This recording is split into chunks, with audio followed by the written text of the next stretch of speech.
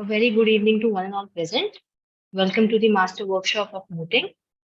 Let's give a brief introduction about the speaker, Mr. Abhishek Tripathi. Let's sail in the exciting waters of Mooting with Mr. Abhishek Tripathi. The art of logical speaking is something that people spend their entire lives trying to learn. For people like Abhishek, this skill comes easy. He is a mooter and a debater who requires little interruption, combining a sophisticated manner of speaking and solid matter prepped over of many sleepless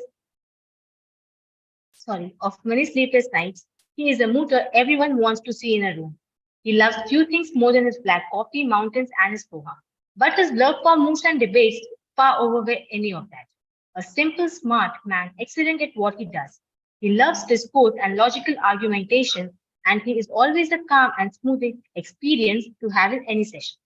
His credentials include team captain and oralist of the team representing India at WTO Centre, Switzerland. Oralist of the team qualified for the Southwest Asia rounds of Oxford Prize Media Moot Court competition. And he has numerous other titles in various national moods, including GLC Taxation, NLUO Health Moot, ILI Cyber Law Moot, General Surana Moot, and TILA International Moot. He was a delegate at Harvard Conference on Asia and International Relations and have been invited to judge and take guest lectures and sessions on mooting and debating by various colleges and organizations. Thank you. Hi, a very good afternoon to everyone. Thank you. Thank you so much for joining the session. As I can see, the number is kept on increasing, and we are also at the same time probably going online. So before I should begin, just to clarify, someone from the team or just can they drop me a message that am I clearly audible and visible, as well as the screen shared is also visible.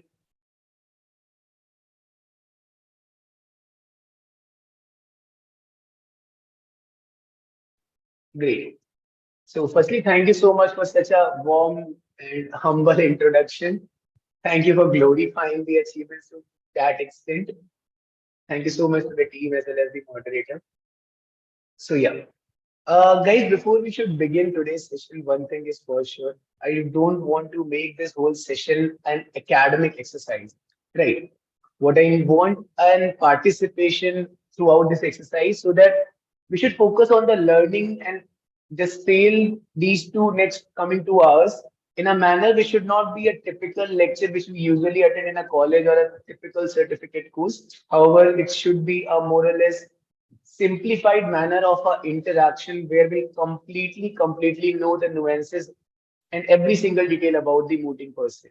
Be it about pleading, be it about memorial drafting, be it about researching how to go about the moot proposition, even from the scratch, like how to select the moots, what are the moot court competitions which are organized nearby us or around us. Few of them are the international moot court competitions, which we not all of us are aware about. But yeah, on different subject matter, be it on international space law, international air law, international comparative media law, human rights law, etc. Right.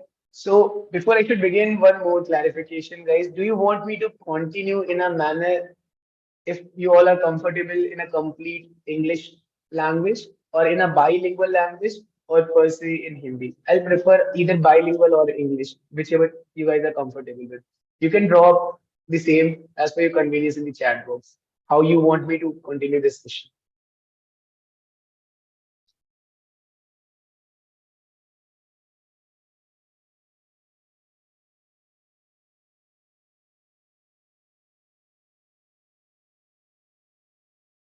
Great. So I'll just carry on the session in more of a 90% in English and sometimes in bilingual, if that's comfortable for you guys. Great, great. Guys, so as I told, we will continue this session in a fashion where it will be more of an interaction, right? So I'll just ask you in order to bring out maximum from this session, we will be on this at least on same page that when I ask you about a lot of questions which are just normal questions per se, including if any one of you to start with, like I really want to know how many of you have been to any of the moot court competitions in the past. When I say any, it also include your college intra moot court competitions. Anyone of you who have been to a previously to any of the moot court competition can simply raise their hand and I can see them on the participant list. You guys can simply raise your hand.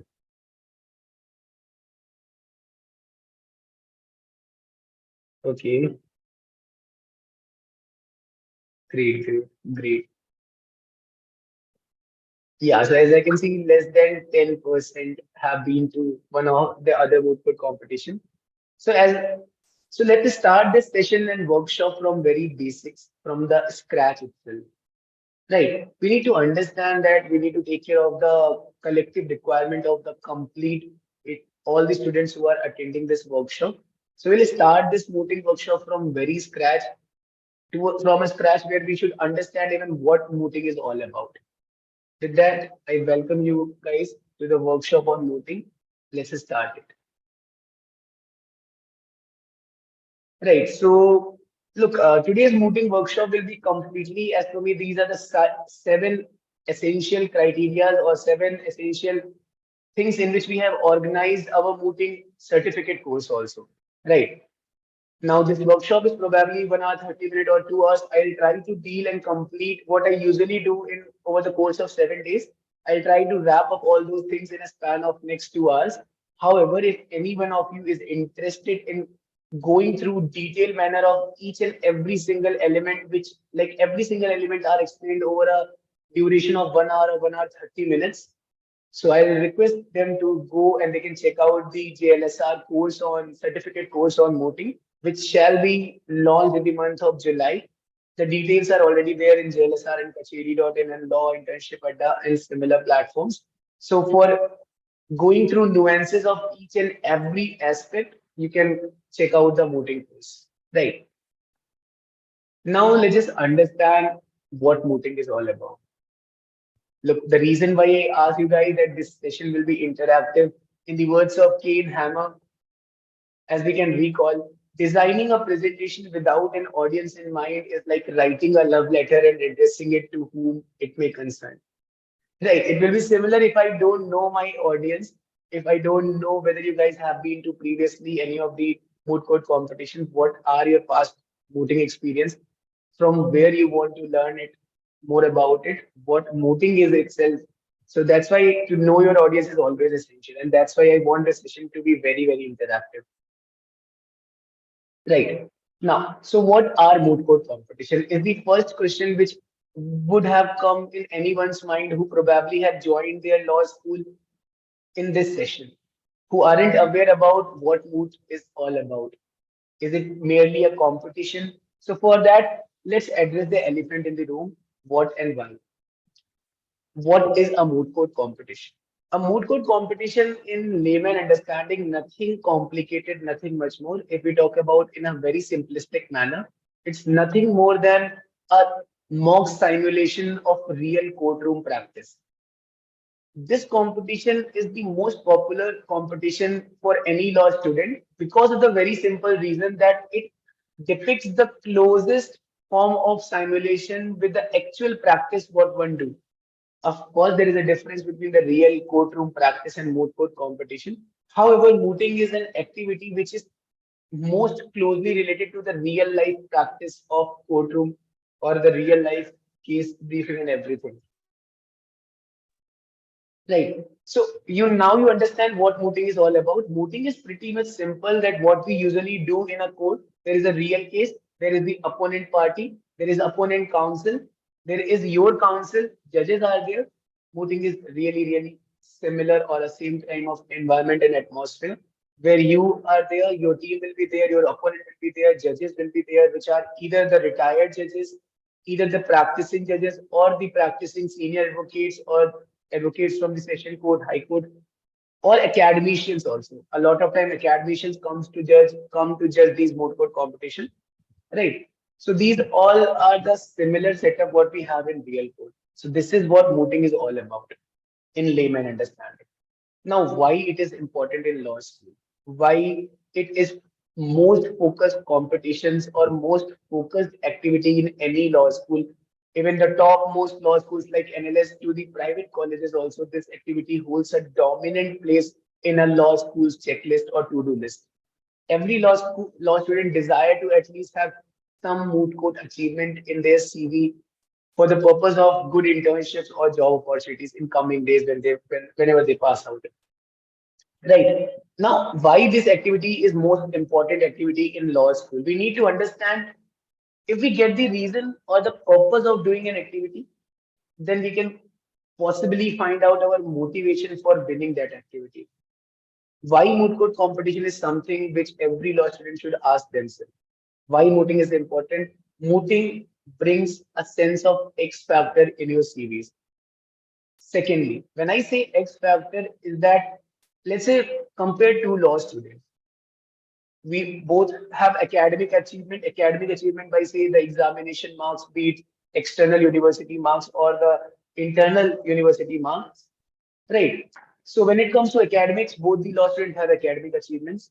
When it comes to other activity, let's say research papers, there is a scope of let's say one have good number of research paper or one have less number of research papers. That also is fine. People usually tend to write the school achievements. That is also something which may vary. Moot court competitions are something which from smallest level, let's say national moot court competition organized by some regional university to the moot court competition which are organized by colleges like King's College London, Frankfurt University, from Oxford University. So you can see how much X factor they bring in your CV. And these days, modern law firms look for such an opportunities or such kind of activities. They are well aware about what mooting as an important factor holds in your CV or how much weightage it holds in your CV. Right. Secondly, it of course brings an X factor. Secondly, why voting is important. For any law school, three activities holds a predominant factor. Firstly, research. Every law student need to know how to research on a research proposition. If there is an issue, you need to research. If you don't know research, there are chances that slightly low you will perform well in your internships or job opportunities in coming days. Right. So research is the foremost and first most important factor or a let's say the checklist which any of the law student must be aware about how to do research. We will talk about it also for voting per se, how to do a research.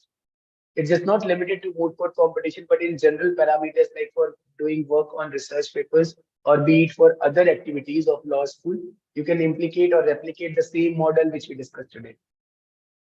A, research, B, drafting, and C, pleading or speaking.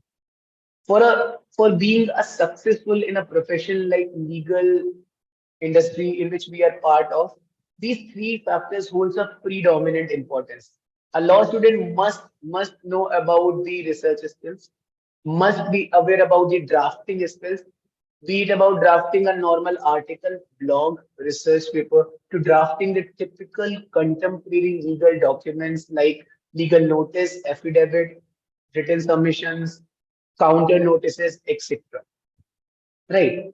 So drafting as a basics come from when you draft such when you have good drafting and hold a good command over the language. That again comes from your repeated drafting skills and how much you practice it. Mooting is per se one of the best way to practice is because you have to draft bulky, technical, legal documents which we call as memorials. Right. Third and foremost skill is pleading, speaking. For a law student, speaking is again holds an utmost important factor. Mooting, the last parameter of mooting is of course when you participate, you guys have to plead before the bench. You guys have to plead before the judges. It's the single activity in your law school which consists of all the essential elements which is required to be successful in legal industry, as we already told and discussed. A, research, B, drafting, and C, speaking and pleading. This activity consists of all these three factors. Right. So how much importance it holds can be clearly depicted, how much contribution it can make to your CV. Of course, the factor thing which we talk about, X factor, it brings down to your CV. The second factor, it comes down or talks about the all the three skills which is required for law student. End of the day, whatever it contributes, contributes to your CV. And CV is something which we as a law student even me as a law student, we need to maintain and contribute or persistent it to the law firms. The end goal is pretty simple to get and crack the tier one internships, to get and crack the pre-placement offers, be it from any college, be it from NLUs, be it from non-NLUs, be it from private college, be it from tier three private colleges. The end goal of each and every law student is pretty simple, is to crack good internship opportunities, which is the first way of cracking good job opportunities, right? And for that, the prerequisite is having a good complete CV, which can be incomplete for a law student without mooting. In your law school, you have to have participated in at least of 2 to 3 moot court competition minimum. And that should be of qualitative nature, which we talk about in the later part of this session. So just to be on the same page, drop me something, yes or no. Are we on the same page till now in this session? You may drop Y or N also in the chat box.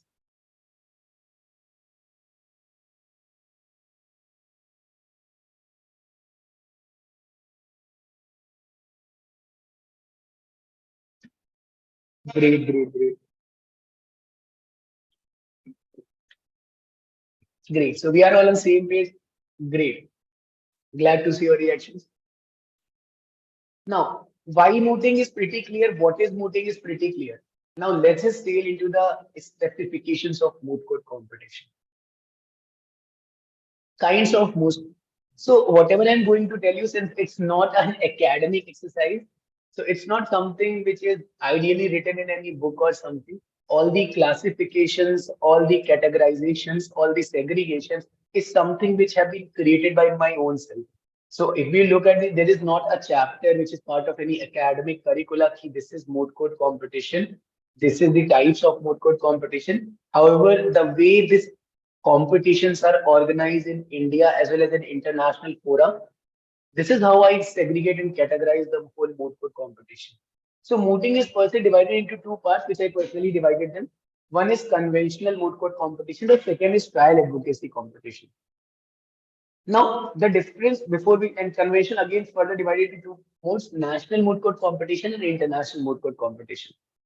Now, the difference between conventional moot court competition and why I put separate trial advocacy in a separate form is pretty clear and pretty simple. Trial advocacy is typically a form of activity which is limited to criminal law. Typical criminal law, when there is a case of murder, when there is a similar set of cases, there is a typical trial proceeding where there will be witnesses, where there will be counter argument, cross examinations, and a complete set of different sort of an activity. So any one of you who typically interested in how a criminal trial works can of course go for a trial advocacy competitions. Trial advocacy competitions again are kind of a competition in a manner they are different from conventional moot because of the reason there is a thin line of difference in the courtroom mannerism. Conventional moot, be it national or international, require a huge set of mannerism factor where there is a set specification, specific terminology and mannerism which you need to pronounce or say. Let's say there is a specific parameter how you should address the judges. How when someone asks a question from you, how should you acknowledge the same? How to start your speech? What are the mannerism factors or specific terminology which you should imbibe in your speech? You need to be subtle, peaceful, calm, as well as a little low in your speeches. The idea is to stick to the conventional route. However, trial advocacy is pretty on an aggressive side where you can go beyond a specific set of monotonous speech and you can be aggressive on your witnesses. So, a sense of when it comes to mannerism, I personally feel that conventional mood is hardcore about mannerism, which cannot be subdued or which cannot be subregarded or which cannot be undermined.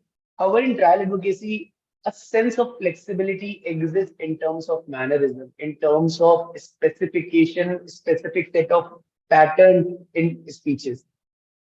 Right. So what you see usually in probably Indian shows and a lot of shows like any of the Indian, just to be on the, you can contribute and help me out in this particular. Just name any of the Indian shows which deals with the courtroom mannerism. One of them I remember is Adalat something. Yeah, moderator told me now.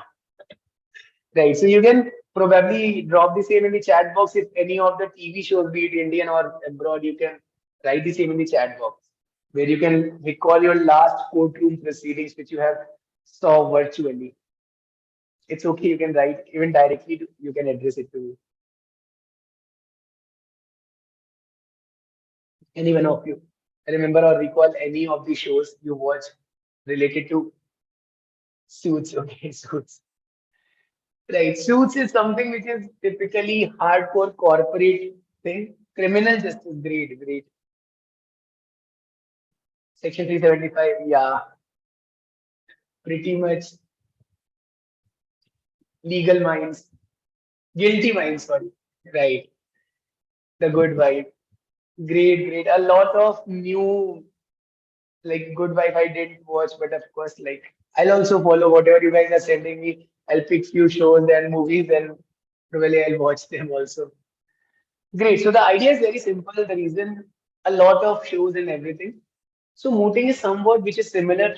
Trial advocacy is somewhat which is pretty similar what you usually see in these movies. Section 375, Good Vice, and each of these things where a typical or there is this movie Jai Bhim or something. So typically what they do in the court in the form of cross-examination, evidences, collecting witnesses. This is something which is trial advocacy is all about. Moots mein there is nothing so-called witness cross-examination. The only form of a counter argument which exists in conventional moot is rebuttals and sur-rebuttals. So trial advocacy is something which is not typically our concern in today's session. However, we talk about the conventional moots and international moots, be it national moots or any of them, right? I hope you understand the difference between conventional moods and trial advocacy, where the subject matter difference at subject matter level exists. Trial advocacy is typically about criminal law, and conventional mood is about any subject matter, be it arbitration, be it energy law, be it international law, be it international human rights law, air law, space law. You name a law, there exists a mood, right? Also, just to be let you know, in order, if you any of you interested in trial advocacy, so at national level, the most popular trial advocacy competition is SICTA, Symbiosis International Trial Advocacy Competition. So any one of you who have a good criminal law interest and want to participate in a best trial advocacy competition, which is of the highest quality, not even a single percent biasness is there. So you can, of course, offer SICTA, which is Symbiosis International Trial Advocacy Competition. It's based on international criminal law, and a part of it is based on national criminal law also. Right.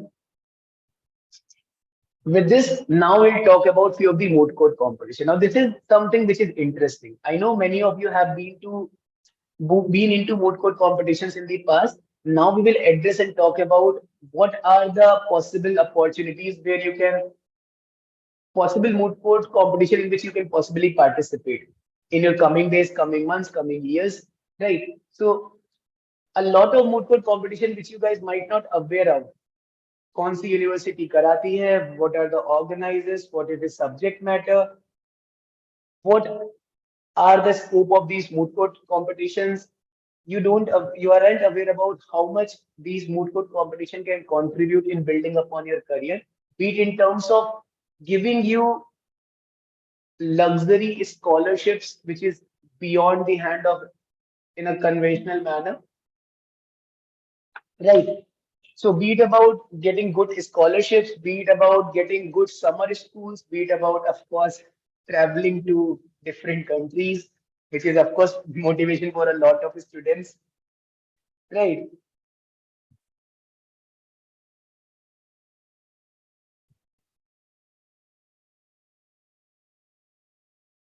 Okay,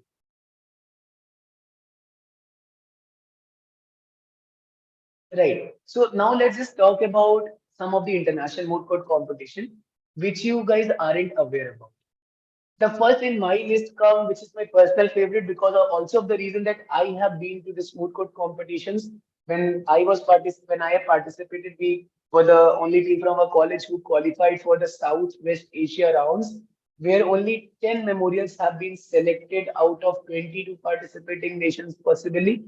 Right. So it's from a whole Southwest Asia, there's a memorial qualification round where only top 10 teams from across India, across other countries, Pakistan, and all of whatever country which falls under the domain of Southwest Asia, whatever country fall in its domain. So they have a memorial qualification round. So of course, I have been to this moot court competition. I have participated. I have qualified the memorial. I've been edged as the seventh best speaker in the whole Southwest Asia region. So this moot is something which is very close to me. Now, what this moot court is all about?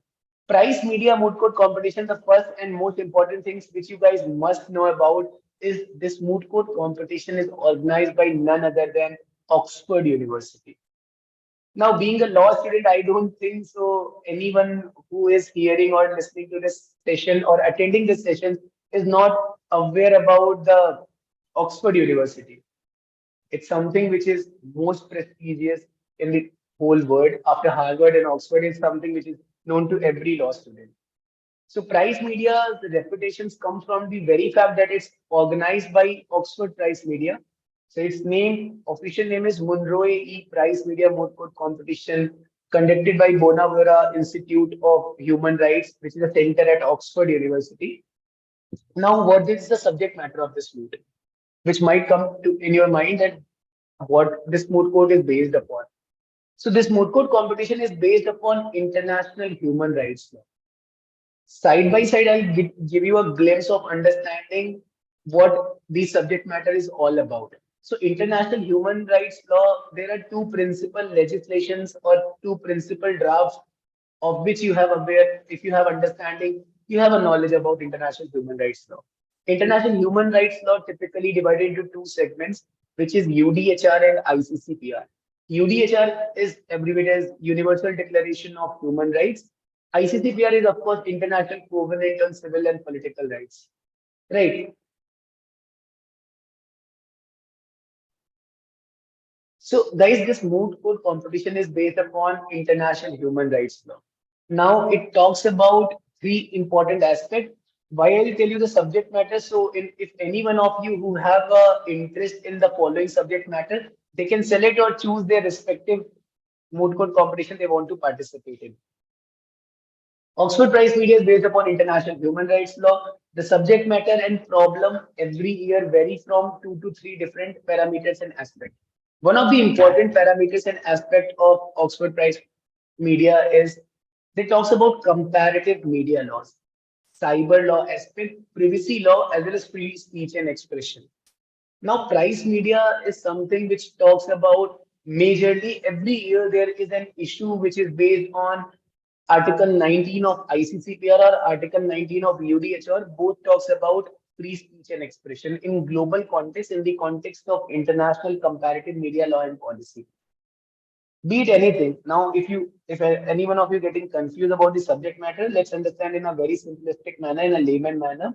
Every one of us have platforms or apps in our phone, be it Twitter, be it Facebook, be it Instagram, be it WhatsApp, be it any other possible platform, Netflix, Amazon Prime. Now, these platforms and these applications, these websites conduct or organize themselves in a form where they set up an internal guidelines or internal policy setup in order to self-regulate themselves. Right. Now these policies are named by different names. It called as self-regulatory policies, community standard guidelines. Right. So if a most popular case on this could have been Donald Trump's case when Donald Trump has been suspended permanently from the Twitter. His Twitter account has been suspended on a permanent basis. Now, what are the policies which have been implemented by Twitter? What are the policies which have been implemented by Facebook? What are the policy aspect? And then compliance with the international human rights law is something which this moot is based upon. Drop me a yes or no if you understand the subject matter of the smooth code competition, which is international human rights law. And every year there's a problem based upon one issue is common throughout these years is Article 19, which talks about free speech and expression. Drop me something if you are well aware about it. Great, great, great. So with this Oxford Prize Media, if anyone of you interested, so let me quickly tell you the process. So it India falls under the category of South West Asia region. South Asia, which is you can clearly see on your screen, there is a region called South Asia. Now it has become Southwest Asia. So India falls under the domain of Southwest Asia. You guys prepare your memorial. You approximately get 3 to 4 months to prepare your memorial.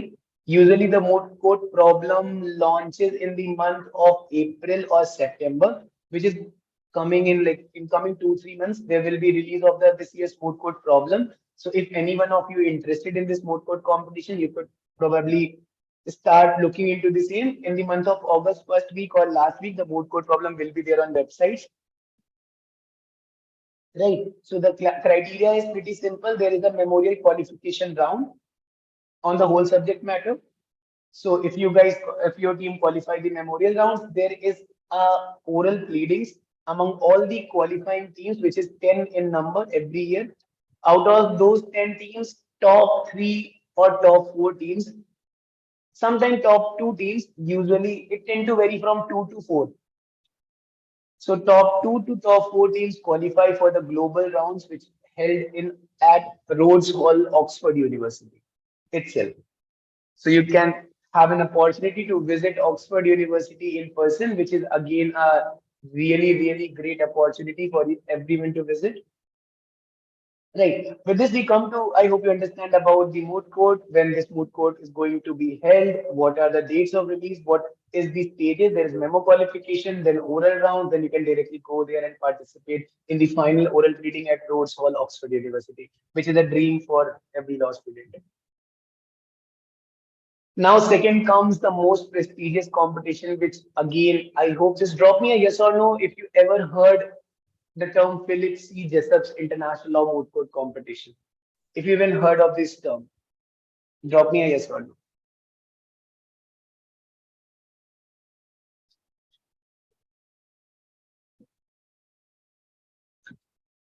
Great.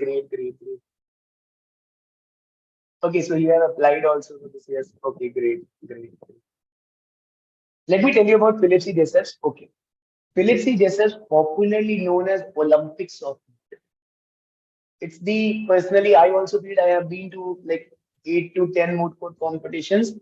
It's also my perception. Also, it is the toughest moot court competition across the world because of the number of teams participated. The data on your screen is for the year 2019, if I'm not wrong. So approximately 700 universities have participated across the globe, which constitute coming from 90 different countries.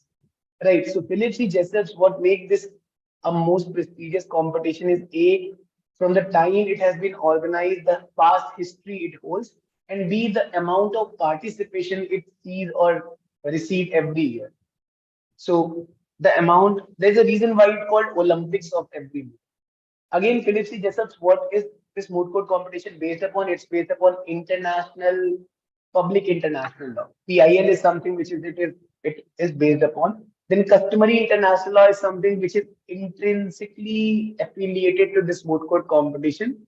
But is it the only space or area where this moot court deals? Here comes the difficult part of this moot court competition. If it would have been only dealing with public international law or CIL customary international law, the case would have been that it would haven't been so difficult in nature. The reason it has been so difficult in nature because of the very simple reason there is no fixed parameter this moot court competition is based upon, and that is the fun part. You can expect the moot proposition. One of the issues is based upon international humanitarian law. One issue will be based on international human rights law. The third issue will be based on typical public international law, the ICJ jurisdiction and different factors. And you can, of course, accept the miscellaneous laws, let's say space law, war treaties, different VCLT will be always there. So there is no specific boundary or parameter where we can say this moot court competition is limited to this particular threshold or parameter. There is no upper limit from where this moot proposition can be made out every year. And you can also see the nature of this moot court competition on going there on their websites. The amount of variation this moot court competition bring is something which is really interesting and fun, and at the same time which makes this moot court competition really difficult. Right. So this is about the subject matter of the Philips itself. So whatever international moot court competition, I'm not going to tell you about every moot court competition when, as in when they are going to be organized. 99.99% of the moot court competition, be it at national level or be at international level, they are typically organized between the duration of their moot problem are released from the month of start releasing from the month of July onwards till December. In these 6 months or in these 5 months, all the international moot court competition releases its moot problem. The most common month of releasing of the moot problem is August, September, and October. In these 3 months, majority of moot court competition, I'm talking about international moot court competitions, releases their part of moot problems. So I hope you got to know about Philips Jessup, which is of course Olympics of mood. And this is the interesting part of this mood workshop. Firstly, that you should understand what are opportunities you should have. Then you can possibly easy for you to select what mood court competition you want to participate. And there is a reason why I started with international mood court competitions. International mood court competition is something which is very close to me personally also, and which is always recommended from my end because national mood court competitions, of course, will get you through the more awareness about the national laws. But the amount of scope which is exists in international moot court competition is enormous. You get, in case you qualify, the life changes after this moot court competition. The international exposure, the international network, international law firms, international connections you made and build up, be it through the organizers in person. This is something a whole set of different, of course. And again, the cherry on the cake is that you get an opportunity to travel different countries. With that, moving to next. It is next in the list comes Henry Dunant Moot Court Competition. A lot of you have heard or aware about Henry Dunant's Human Rights Moot Court Competition. Now, again, it's conducted by the Red Cross Society. Now, Red Cross Society, you guys, when I say Red Cross Society, a picture would have started depicting in your mind.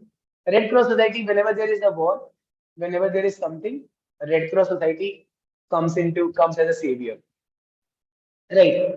So be it about donating, be it about helping war prisoners, war victims, and everyone, Henry Dunant, the organizing body of Henry Dunant Red Cross Society is the savior, and it's typically known by all of us when it comes to war crimes. So Henry Dunant is based on international humanitarian law, which is, let's say, all about war crimes, which is about the jurisdiction in international criminal courts. So any one of you who have an interest in international criminal law, the to-do list, or you can note down the list of the moot court if you want to. So there's a set parameter and pattern in which you can participate.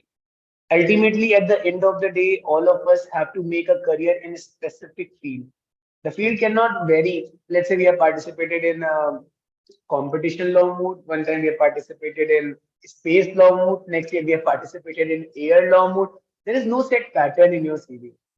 So if you need to make or build upon your career in a specific sideline, you have to have a set pattern, or somewhere down the line you have to have some interrelation between the subject matter. So what have been, I have a history of taxation, commercial laws, and that is where trade law comes into picture, which is current area of my practice or which is current area of my interest. Right. So if any one of you interested in international criminal law, international humanitarian law, and international human rights law, so the to-do list of the modes which you should keep in mind is, of course, the first comes into it is Henry Dunant Moot Court Competition. Second comes in the list is IBC ICC Moot Court Competition, which is conducted by International Bar Association International Criminal Law Moot Court Competition. Right. ICC is again one of the most prestigious moot court competition when it comes to international criminal law. Right. When I say international criminal law, it's confusing you guys. Understand in layman, whatever war crimes are there, whatever genocide and all these sort of crimes are there, international criminal law comes into picture, and the jurisdiction is pretty simple, which is International Criminal Court. What's for JESUP or Public International Law, ICJ, International Court of Justice hold? Similar when it comes to international criminal law moves, ICC holds an equal importance what ICJ holds. Right. So अगर if any one of you interested in Henry Dunant International Criminal Law Moot Court Competition, the checklist is pretty clear. You have to participate in Henry Dunant ICC Moot Court Competition, Nuremberg International Criminal Law Moot Court Competition, and last but not the least, it comes into picture is Jean Pictet Moot Court Competition. Right. So these are the moot court competition if you guys need to participate in international criminal law moot court competition. Henry Dunant के लिए भी regarding the rules are pretty simple. What is the parameters? You guys have direct leading rounds. There is no memorial qualification like Oxford Prize Media. Jessups में also there is no leading rounds or there is no memorial qualification round. There are direct leading rounds. Jessups में unlike Oxford Prize Media, there is India rounds. Oxford Prize Media, there is a complete Southwest Asia rounds where just not Indian but other teams also participate.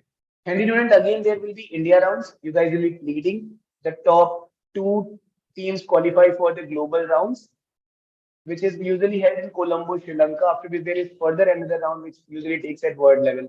Right, this is the structure of Henry Dunant. Now, I told you about the international criminal court competitions. As I told you, I repeat the list. If any of the participants or anyone who is listening to this workshop, if you want to make your career in international criminal law, the to-do list of moot court competition or must to participate will remain Henry Dunant, ICC, IBC, Nuremberg, and Jean Pictet. Now it comes to Manfred Latch's space law moot court competition. Manfred is something which is, if anyone of you very curious, want to go beyond a set conventional route, have a desire to explore something which is unconventional and abnormal. These moot court competition, which I'm going to tell you over the course of next 2-3 minutes, are your area of laws. If you are confused, go and participate in these moots also. Explore the unvisited territory of these laws. So Manfred Latches is based on international space law. Trust me, when I heard for the first time in my second year about this moot court competition in my first year, I wasn't aware about what is space law. Does space also have a law of its own? Then I got to know about the organizing body of Manfred Latches, which is of course International Institute of Space Law. Now, space law is something which is outer space treaties which have been signed between the countries.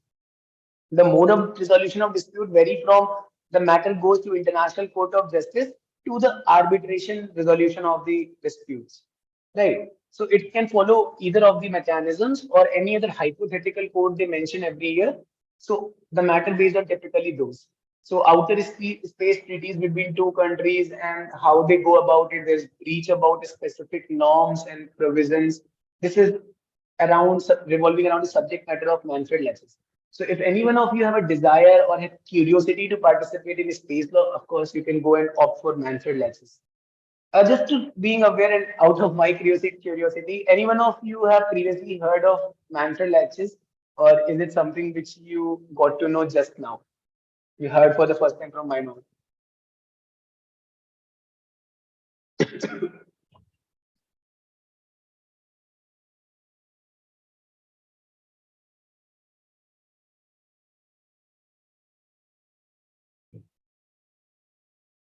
Right, right. So whatever message I'm receiving just now, just so great if you heard it about. Just a second.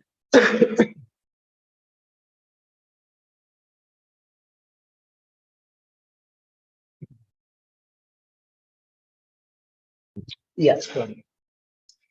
So great that you start hearing about this just heard just now about this moot court competition. So it's based on space law, a very curious area of law. Any one of you who have interest in participating in the same, you can of course go ahead and participate. The timeline for this also remains the same. The structure of this moot court competition is also pretty simple and similar to what Oxford Prize Media have.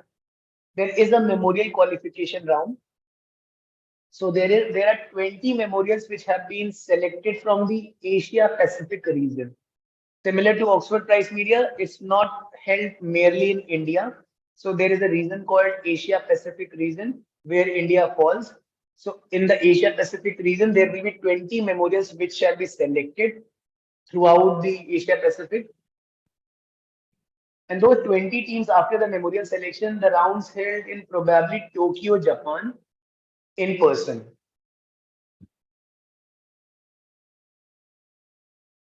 Yeah, of course. Like I can share the list of all more code. This PPT which I'm telling you, probably if possible, I'll ask the organizers and everyone. If possible, I'll share the same with the participants. Right. So don't worry about it.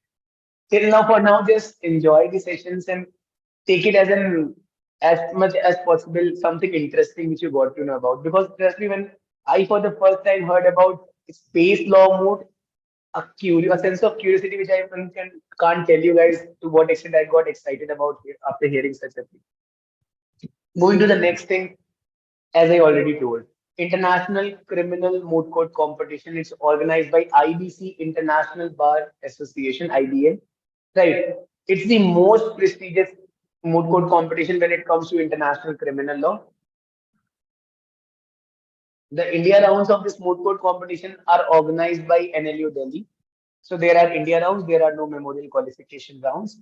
Any team who is willing to participate, they can of course participate. You can make memorial. There will be direct leading rounds in NLU Delhi. If you make it, you can directly qualify for the world rounds. I guess every year 4 to 5 teams qualify for the world rounds.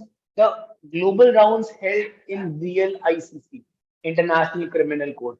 It is a one in a lifetime experience for getting a good grasp over international humanitarian law, international criminal code, moot court competition. You need to participate in the moot court competition, which I told you guys before, the list of international human rights moot court competition. Yeah, I will share the PPT. I need to. I'll get in touch with the organizers and everything. We will definitely be sharing the same in the groups or via mail, whatever will be convenient. Everything is like whatever your queries are regarding the PPT sharing and everything are taken care by the organizers, so they will look into it. Don't worry about it. Yeah. Again, now, any one of you, as you can possibly see across you, that all of your seniors, or there is a boom in the arbitration industry. If any one of you have been there on LinkedIn, you can probably see that there is a great rise in the arbitration sector in past few months per se. Arbitration is something which law student is opting for lately to a great extent, to a great extent. And from where it is coming, of course, the international commercial arbitration and international investment arbitration is something which students are having a great interest and desire to participate in. Right. When it comes to arbitration, now again, as I told you, when it comes to international humanitarian law, international criminal law, if any one of you need to participate or build upon his or her career in international humanitarian law, I provided a to-do list for must participating mode code competition. In a similar manner, if any one of you want to build upon a career in international arbitration, when it comes to international arbitration, there is two segments to it: international commercial arbitration and international investment arbitration. In either of the manner, if you want to build your career in international arbitration, you need to participate in few moot court competitions, which include firstly and foremost the most prestigious arbitration moot is William Davis. It holds equal importance what Philip C. Jessup holds in international public international law. William Davis holds equal importance in international commercial arbitration domain. William Davis saw or receives a huge participation. So every year it is conducted at two places. One is called WIS Vienna and one is called WIS Hong Kong.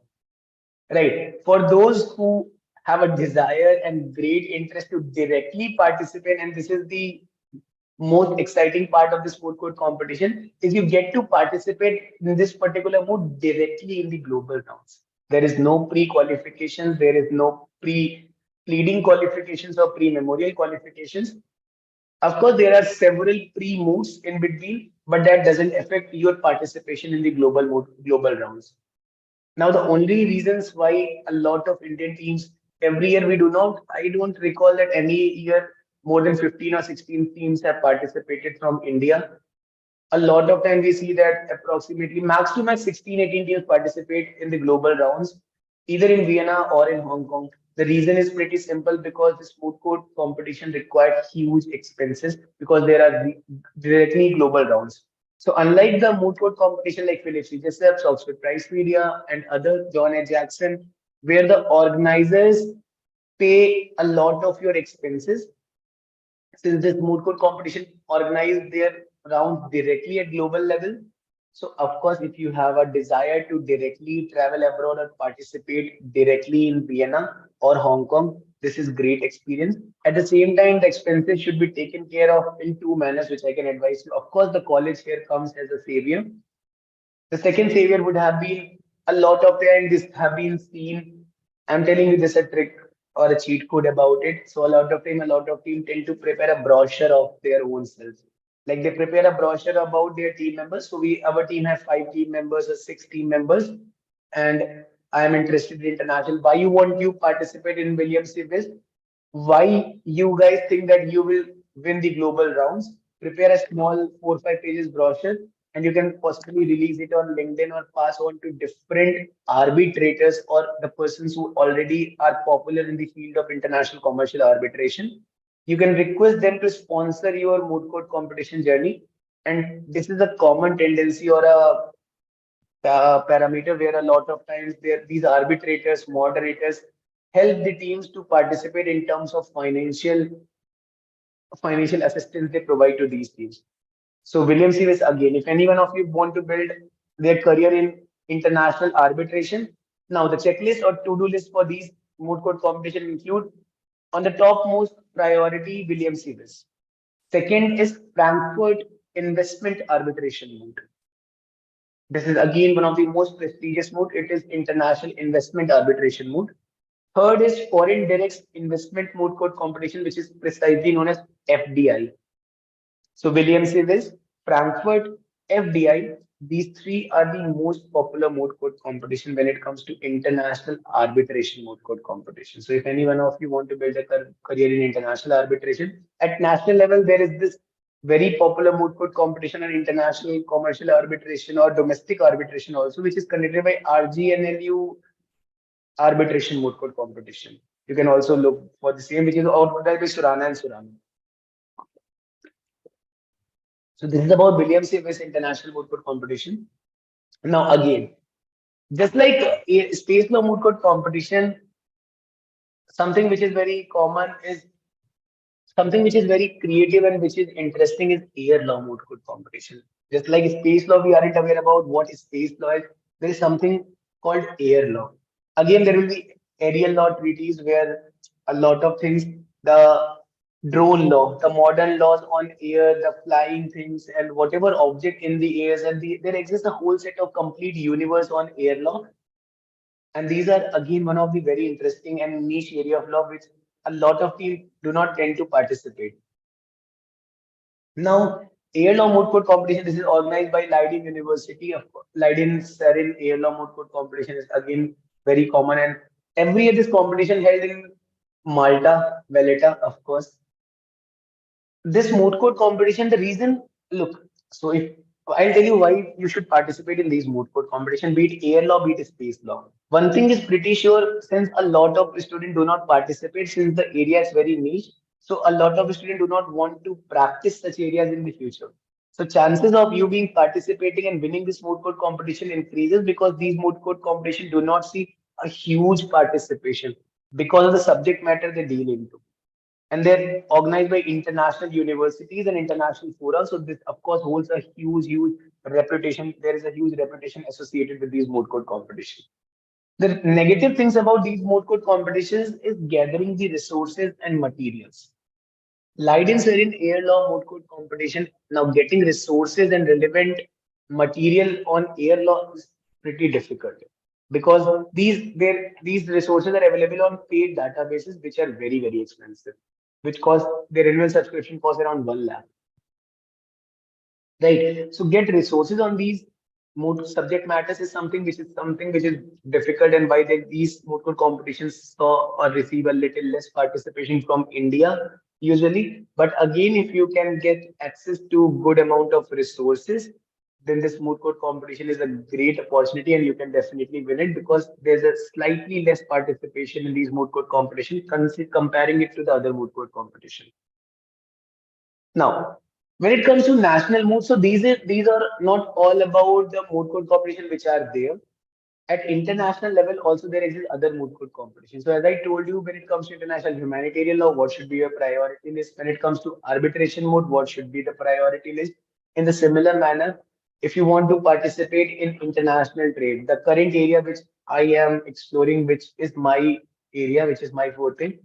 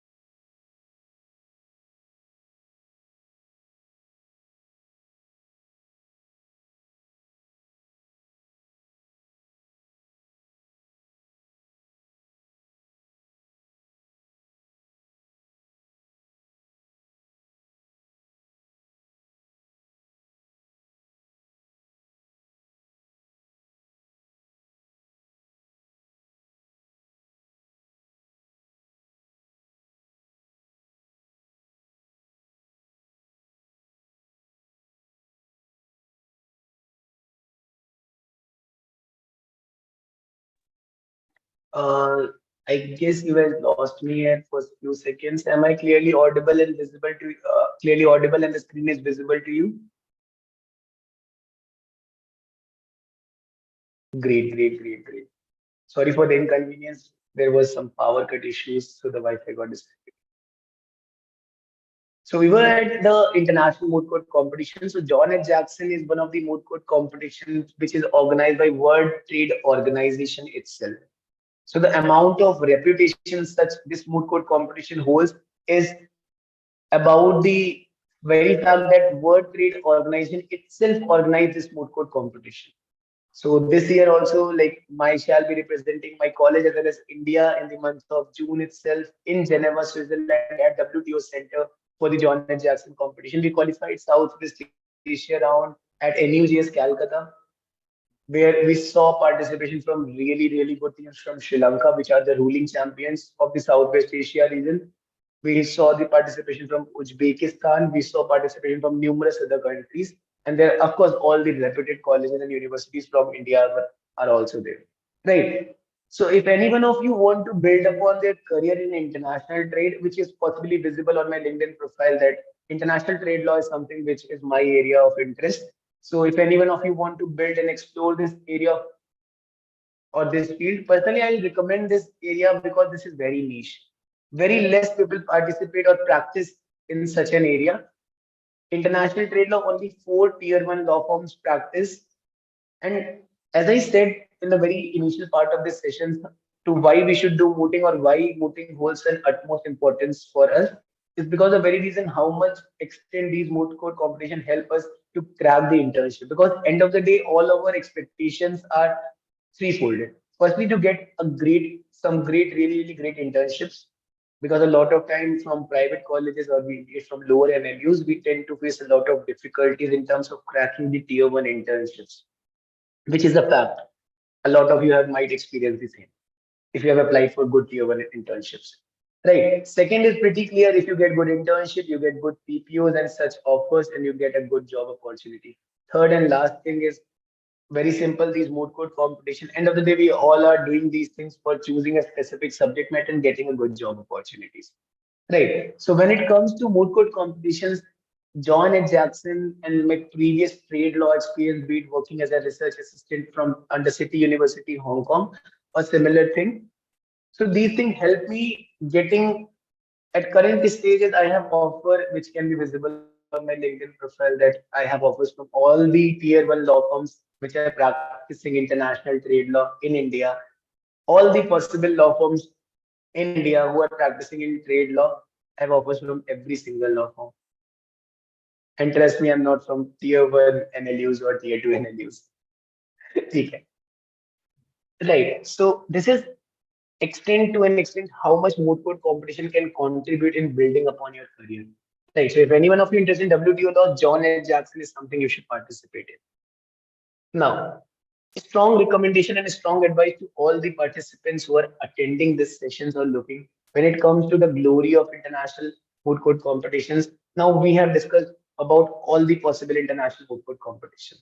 It seems really fascinating. It seems really, really interesting that these moot court competitions, international moot court competition organized by Oxford University, organized by different colleges, different platforms like WTO World Trade Organization itself.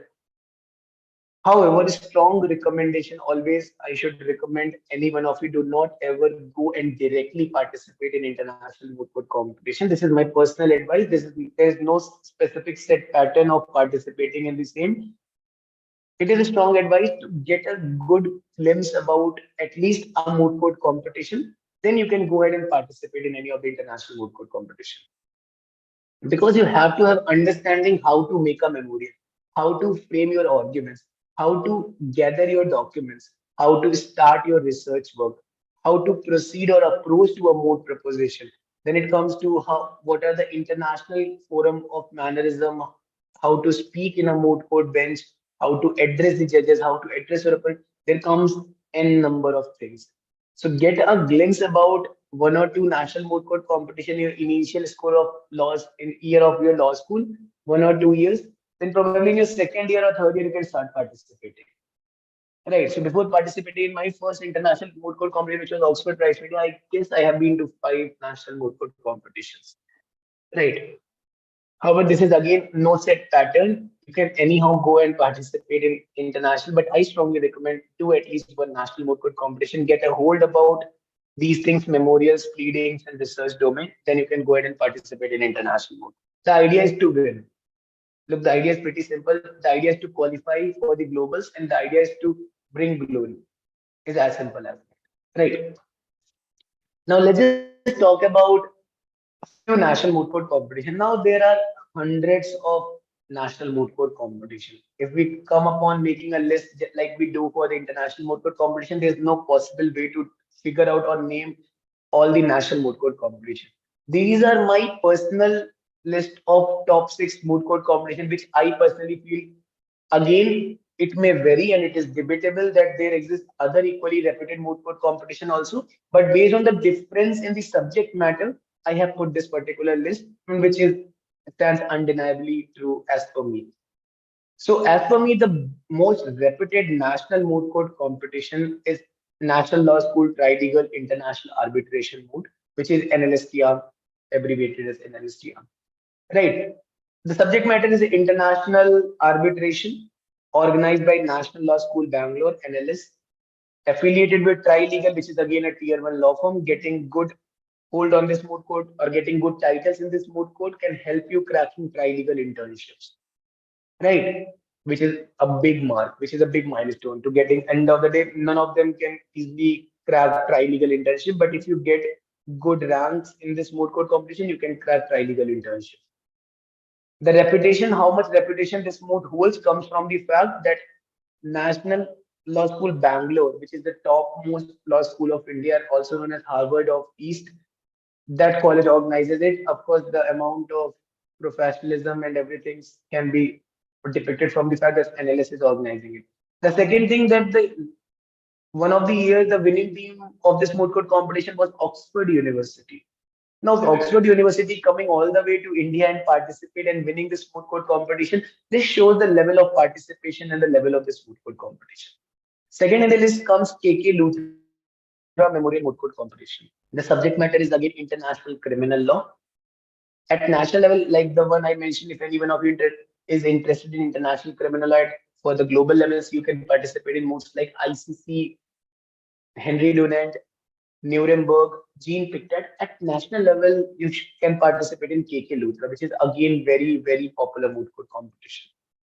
If any one of you who have an interest in typical corporate law, who comes from a background of commerce, who is well aware about this competition law, company law, IBC, right, who have this interest in commercial segment of law, WBNUJs conduct this moot court competition, Herbert Smith Freehills. Most reputed moot court competition. Now I'll tell you the Magic Circle law firm Herbert Smith Freehills. When I say Magic Circle, many of you won't aware about this fact. There are, like in India, we call tier one law firms. Cyril Amarchand Mangal Das, AZB, Trilegal, Economic Law Practices, Lakshmi Kumar and Sridhar. And in similar way, at global level, there exist Magic Circle law firms. Magic Circle law firms, there are limited Magic Circle law firms, like 4 or 5 are there, who are considered Magic Circle law firms. Herbert Smith Freehills is one of the Magic Circle law firms. Getting there, if you get good titles. So NUJS ka the bada version, what I can say, the bada bhai of this moot court competition is Herbert Smith Freehills moot court competition, which is conducted by King's College London. Right. Both these moot court competitions are independent to each other. Of course, you can participate in them separately. If you get results in any of these moot court competitions that can hold and put a huge weightage to your application, either for internship or for job or for commercial contract training at Herbert Smith Fields, to a great extent.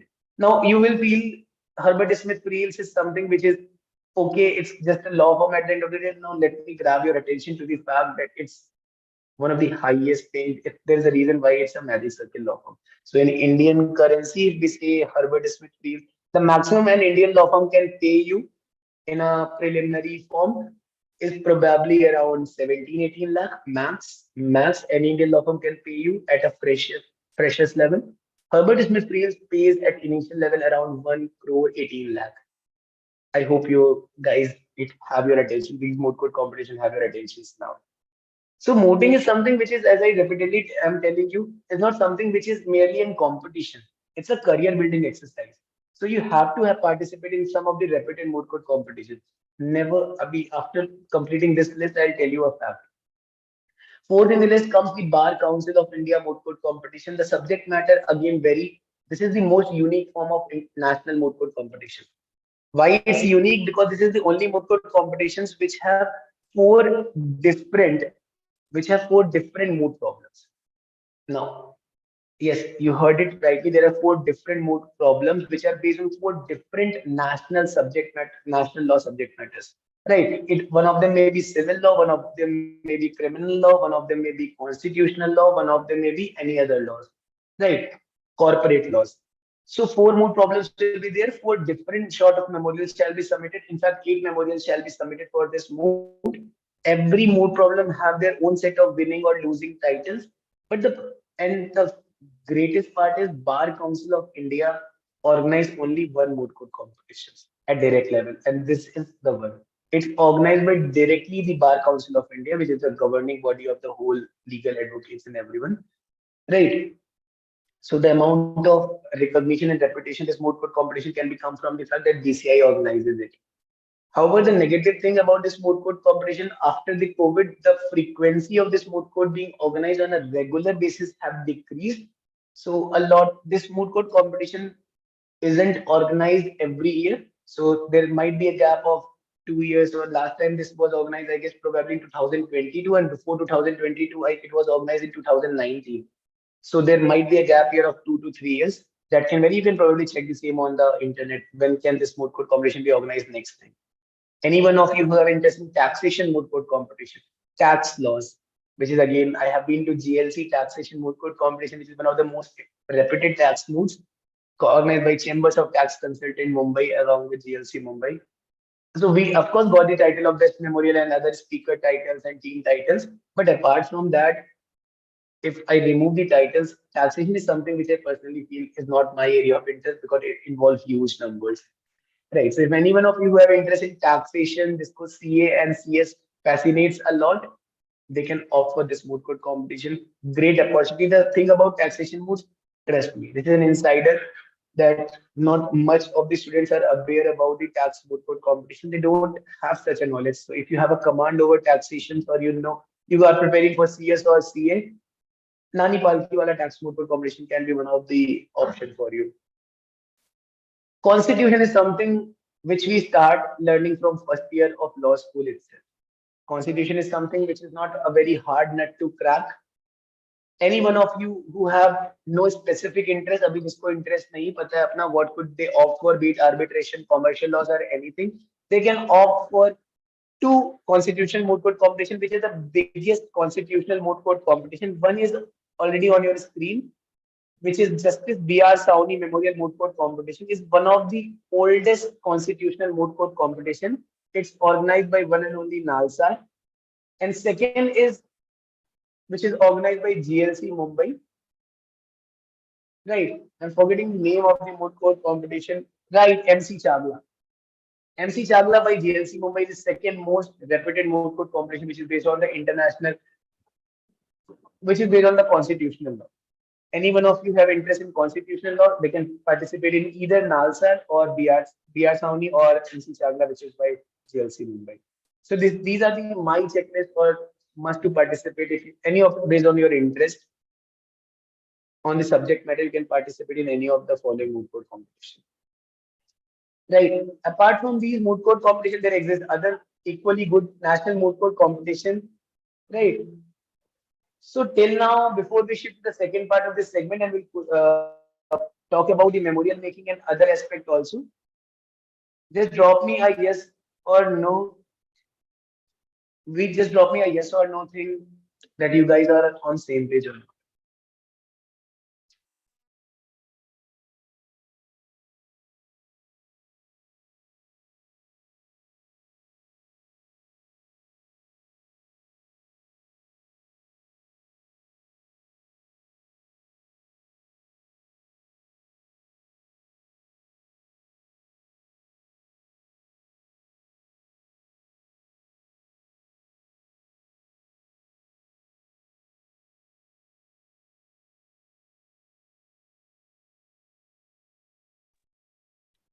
Great.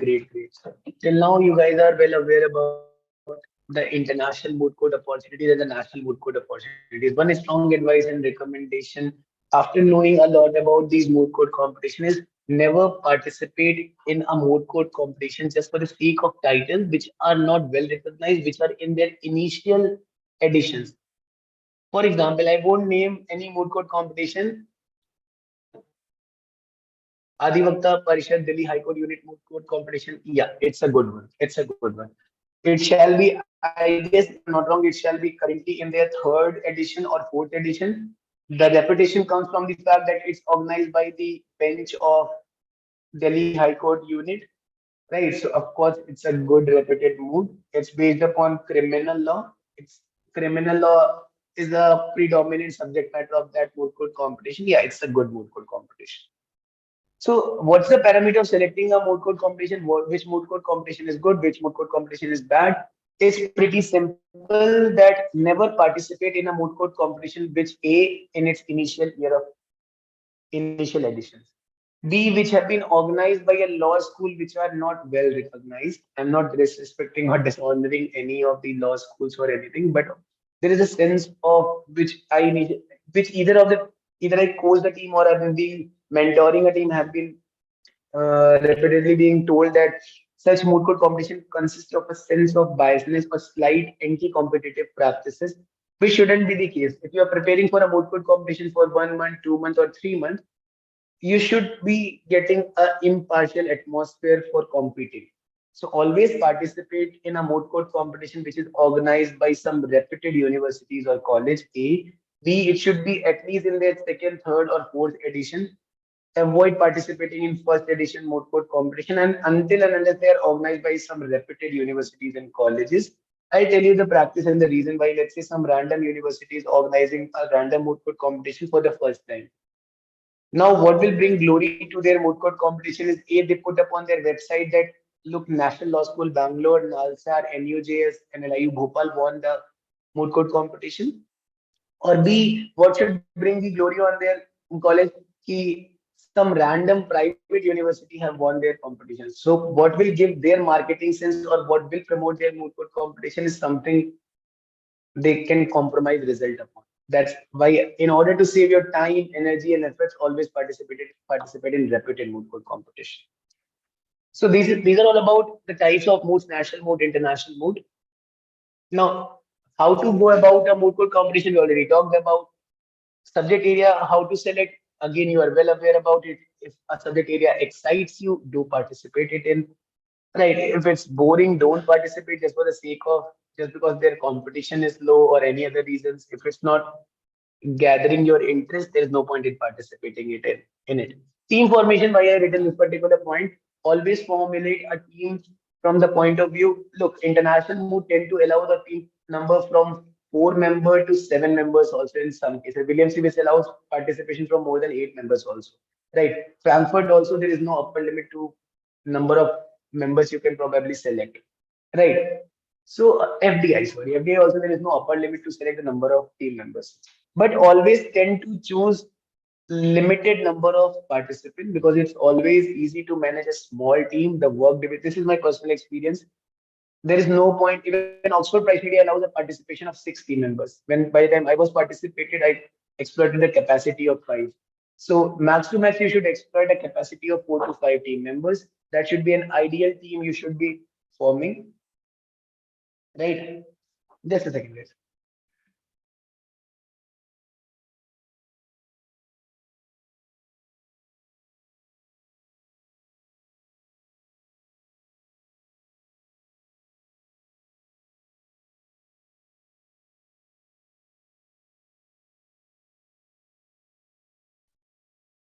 Yeah, so sorry.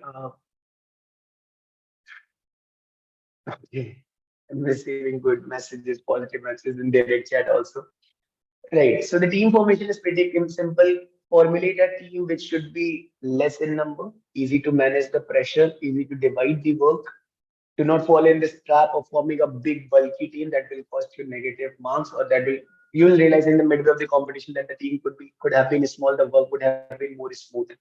Second factor is pretty simple. You will not get a complete packaged individuals. Not every individual is a good speaker, brilliant drafter, at the same time brilliant researcher.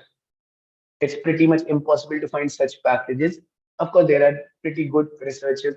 Formulate a team from a perspective that a person can contribute or fill upon a lacunae which the team consists of. A person, team member A can be a good and brilliant speaker. Team member B can again a brilliant speaker, but however they can lack a little bit in terms of research, which could have been team member C and D would have been brilliant researchers. Team D, member D and F and A again can be brilliant drafters. Right. So this can be predominantly the case. Always tend to formulate a team which could possibly fill up the lacunae which the other team members have. So you have an idea. Limited team, do not fall in this trap of, let's say, formulate, okay, so let's go and travel Vienna, Hong Kong, formulate a team of friends and everything. Take these competitions very, very seriously because as I told you, these are not merely the competition, these are the career building exercises. You never know what a moot court can bring, to what extent a moot court competition can bring titles or opportunities for you. You can get opportunities from international law firms and plethora of opportunities, trust me. Right. Now, moving to the second part, and this whole session is covered in 3 parts, and quickly we'll cover the 2 more segments of it. Road towards a winning memorial, the road less traveled. A moot court competition, it's always about getting titles. Now, the first title which a team could, the first part is, be it any mood, the moment when you participate in a moot court competition, the first thing is submitting upon your memorial. The moment you submit your memorial, this is the first title thing where it's the first thing where you can probably get your first title. Right. Getting the winning memorial title is the foremost important thing because ultimately majority, it's the most hectic process. A lot of your time, energy, and everything have been invested in terms of creating or drafting the memorial. So it's the first factor you have to get these titles and hold a grasp on these titles. I'll tell you the tricks and the codes. First, understand what the memorial is. Right, as I told you, only 10% of the audience were aware about and have been priorly to a moot court competition. I'll tell quickly what a memorial consists of, how to make a best memorial. What are the tricks when it comes to national moot court competition? What are the tricks which I personally feel are there for international moot court competitions, which is something which a lot of participants and teams tend to do these mistakes. Every moot, of course, have two parts: oral submissions and written submissions. Oral submissions comes at the stage of pleading where you can get titles like best speaker, second best speaker, best student advocates, and similar titles. For written submissions, you have titles like best memorial, second best memorials. Right. Now let's talk about memorial. Ideally, a moot court competitions memorial categorized under various headings. Okay, the first page of memorial you have it is called as cover page. Cover page is the starting page of your memorial. From the very basic, if I tell you the red page for international moot court competition, there is no color code. Let me tell you, they don't want fancy decorative moot court written submissions, which is contrary to India. As you all know, we have this practice of glorifying the color decoration. These things we have somewhere in our customary practices. Similar is reflected in the moot court competition also. I don't know what's the possible reasons, but for all the national moot court competition, the respondents' memorials are always the front pages of red color. For the petitioner memorial, the front page is of blue color. The front page is called the cover page. It consists of nothing but the name of the moot court competitions. College name is not always mentioned. As per the anonymity rule, teams are not advised to mention the name of your college, either your name or your team member's name or the name of college are not supposed to be mentioned on the cover page. Title of the competition should be there. Name of the case on which the moot proposition is based, or the name of the concerned fictitious case should be mentioned. Team code can be possibly mentioned. Guys, just a second, just give me a quick second.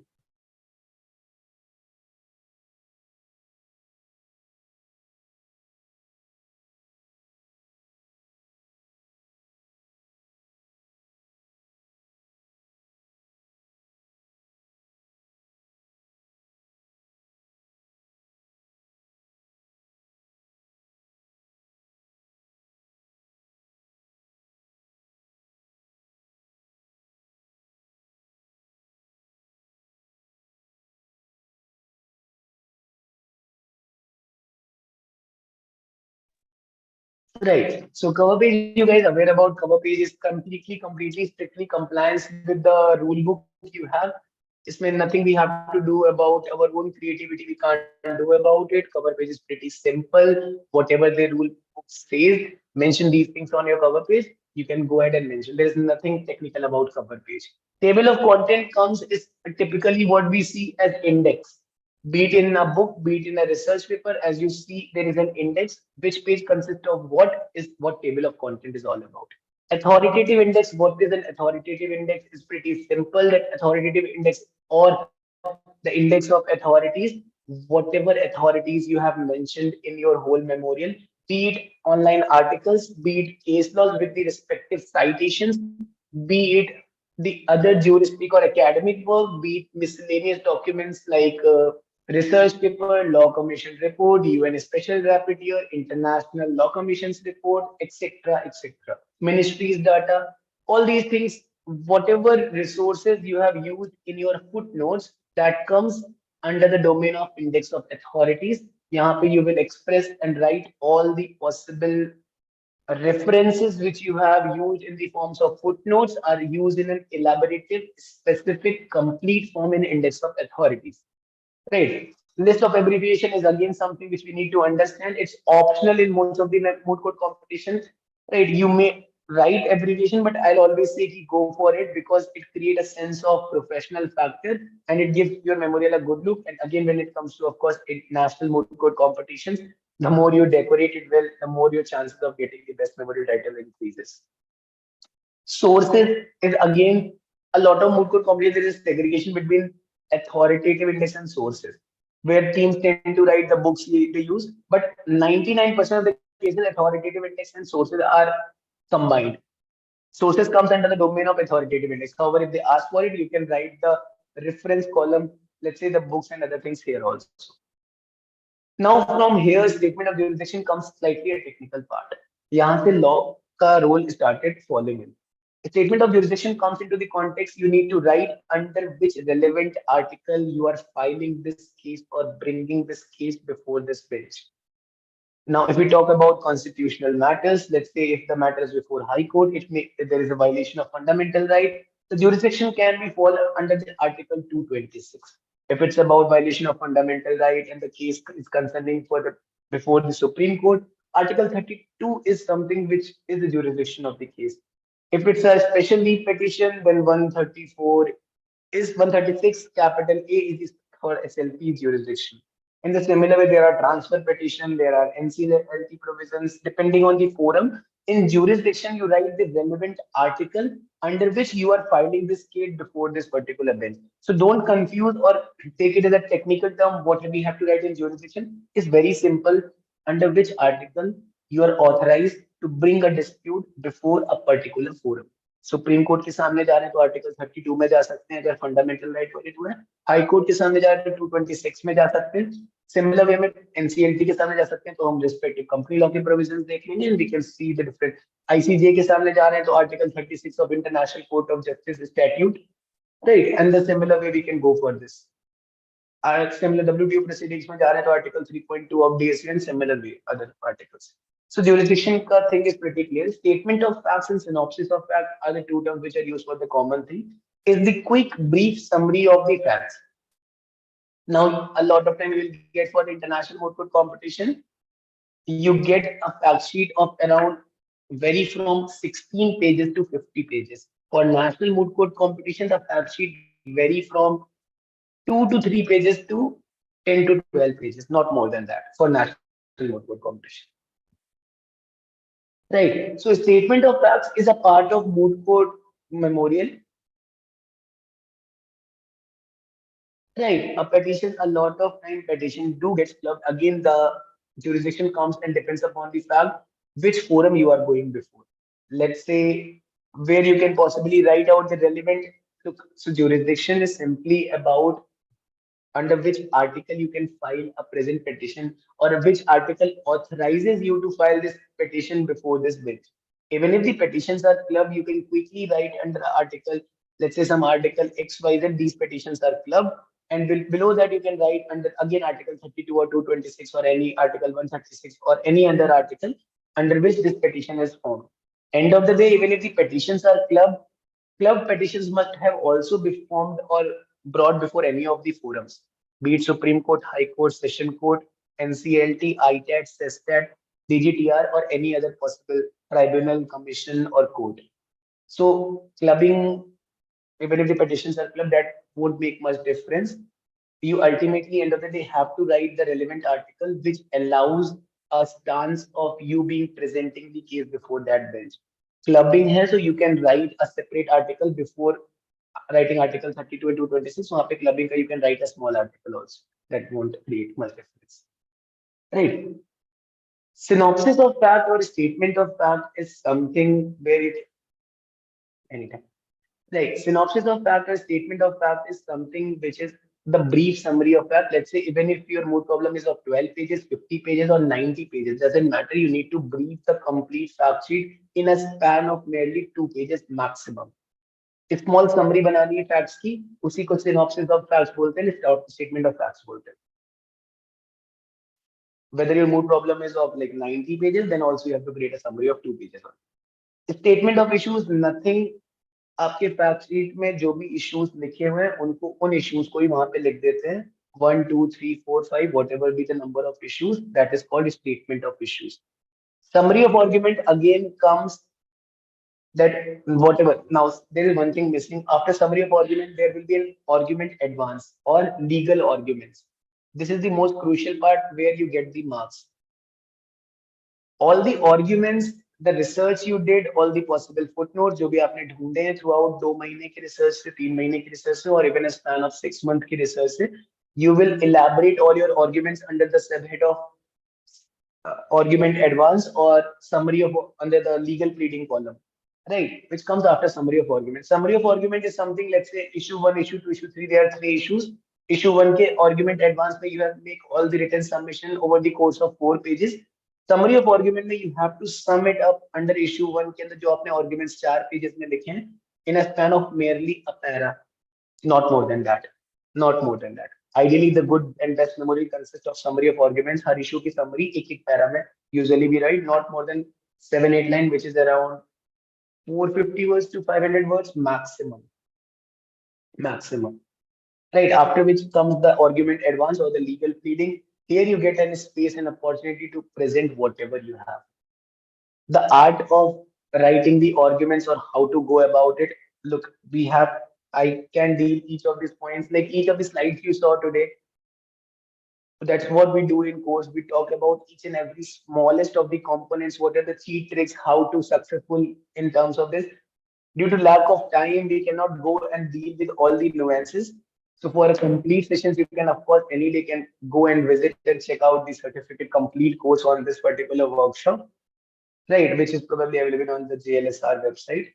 However, just to quickly tell you how to go about the only two small advices, which is pretty much sufficient for you to draft your memorial when it comes to arguments. How to draft your arguments. Every freshie motive done this particular mistake.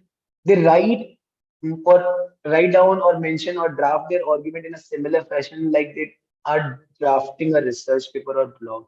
There is a huge difference between drafting of a memorial and drafting of a research paper, blog, or article. When you draft a memorial, there is a specific set pattern of drafting the moot court competition, legal arguments in your memorial, right? So there are two rules. Firstly, follow the IRAC rule. IRAC rule is something which usually you should follow, and for all those individuals who like, just drop me quickly a yes or no if you have heard the term IRAC, International Register of Capitals. If you have heard in the past heard of this term, just quickly drop me a yes or no. Be it, you can directly write to me as well. Great, great. Right. So IRAC, of course, abbreviated as I stands for issue, R stands for rule, A stands for application, and C stands for conclusion. Now, those of you who don't aware about these IRAC rule, whenever you draft your arguments, take it as a Bible reference. Consider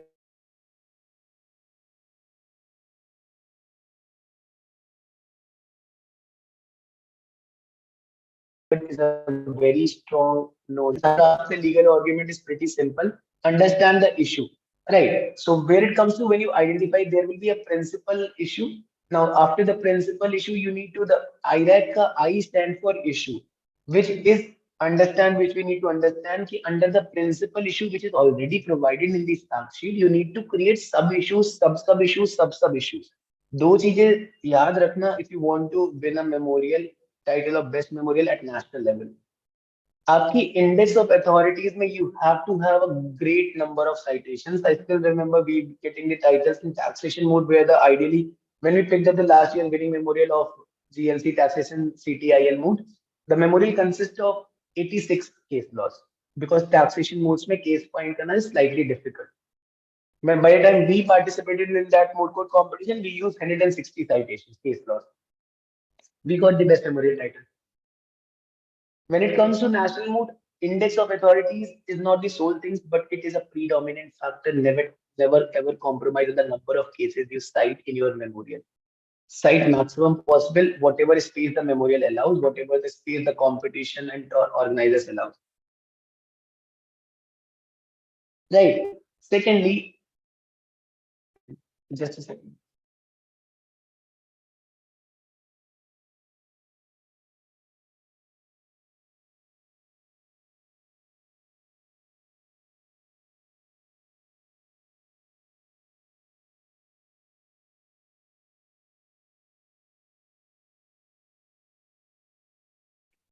Secondly, when it comes to one of the factors is cite as much as possible as much cases as possible in your memorial. Secondly, and most important thing is maximum possible deciphering of the principal issues. Trust me on this, I have seen memorials which are beautifully written, best possible argument, fabulous reasonings, use of law, great authorities. They are pretty simple in the nature that they didn't sub-decipher it to a different level. For getting the best memorial title, you need to subcategorize, scatter down your principal issue. If you have a principal issue, scatter it down to maximum possible extent. Let's say if it's one, then break it down into 1.1, 1.2, 1.3, then 1.1 further subdivided into 1.1.1, 1.1.2, 1.1.3. If possible, further divided into capital A, capital B. The idea is pretty simple and the idea is very clear. If you have a great deciphering, great multi-level structure, your memorial will look good. The drafter, the memo checker will grade you high. 90% of the time, who usually check your memorials are academicians. So they really like this approach of multi-level deciphering because it does make your structure pretty clear and pretty deciphered. So national moods में जीतना है तो दो चीजें तो आपके पास ये to do list होनी चाहिए are these sufficient but of course majority of team lose down these things they tend to compromise on the number of case law in their citation and secondly they tend to satisfy themselves with a limited number of deciphering. Don't satisfy yourself with limited number of deciphering. Even the obvious statement decipher it to different level. Third thing also which you need to learn when you want to title or when you target best memorials, your memorial have to have either of your sub issues must have one of your issues based on principles, doctrines, or tests. I have seen hundreds of memorial who didn't use even any of the doctrines, any of the principles, any of the maxims. Look, the idea is not to make it very complicated. But if you are using some doctrines, let's consider this from a very simple example. The issue is about jurisdiction. The very simple issue whether the present petition is maintainable before this court or not. The matter is pending before the court. It's a PIL dispute. PIL file करी गई है. This was the principal issue which was written in your memorial. Mood fact sheet में provide किया गया. Right. Now the one ideal, a good research team, a good knowledgeable team, what they can possibly do, find out that what are the requisite of filing a PIL. Okay, there are three prerequisites. Pehla, the party must have a locus standi. Secondly, the petition must be filed in public interest. And third and last, there must not be an alternate remedy available to the party. Ideal team ने तीन issues बनाए. They formulate. Is there anything wrong about their approach? Nothing.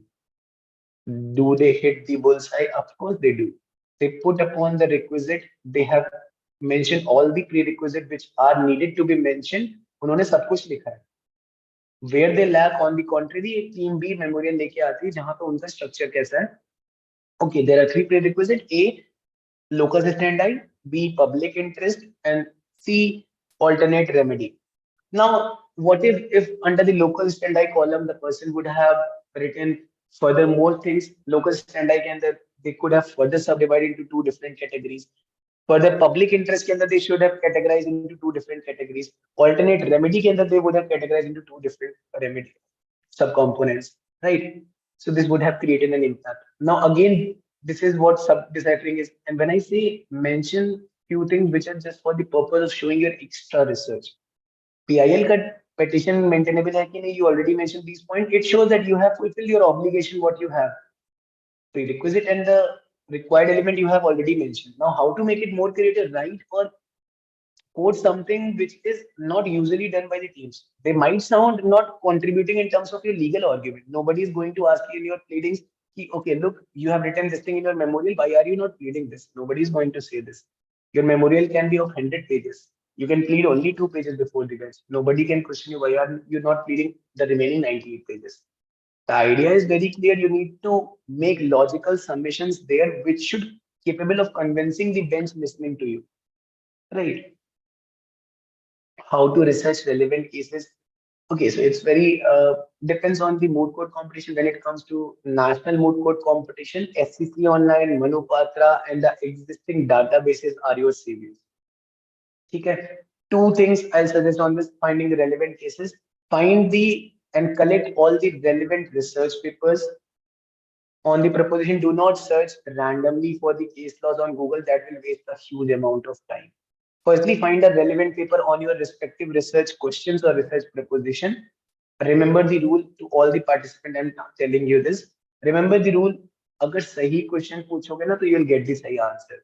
We are so blind in terms of finding the right answer. We forget to frame our question perfectly. Remember this rule, which is predominantly will help you throughout any of your competition, any of the research paper, any of the other competition also. Write down and frame your question properly. Write down the keywords properly.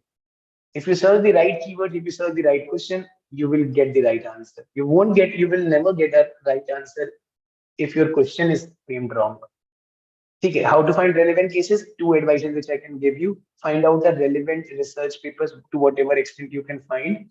Two, three research papers. Why I'm telling you research paper? Because when you go ahead, even on SCCL and Manupatra, you have to read a lot of judgments. But when you find a relevant research paper where someone has already researched a lot about it and have written, let's say, Keshwananda Bharti versus Union of India and decided a relevant line for the same.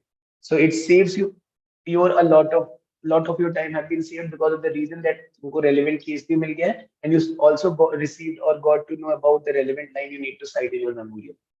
ठीक है, तो finding a relevant research paper of course will help you out. And second, do not undermine. I have like saw a numerous team. I have seen they are working without SCC online and Manupatra. This is really not okay because when you have research and that is where you're compromising your winning titles. You have SCC online, you have Manupatra. These devices have been formulated. These websites have been formulated over the course of next like from since past 10 years.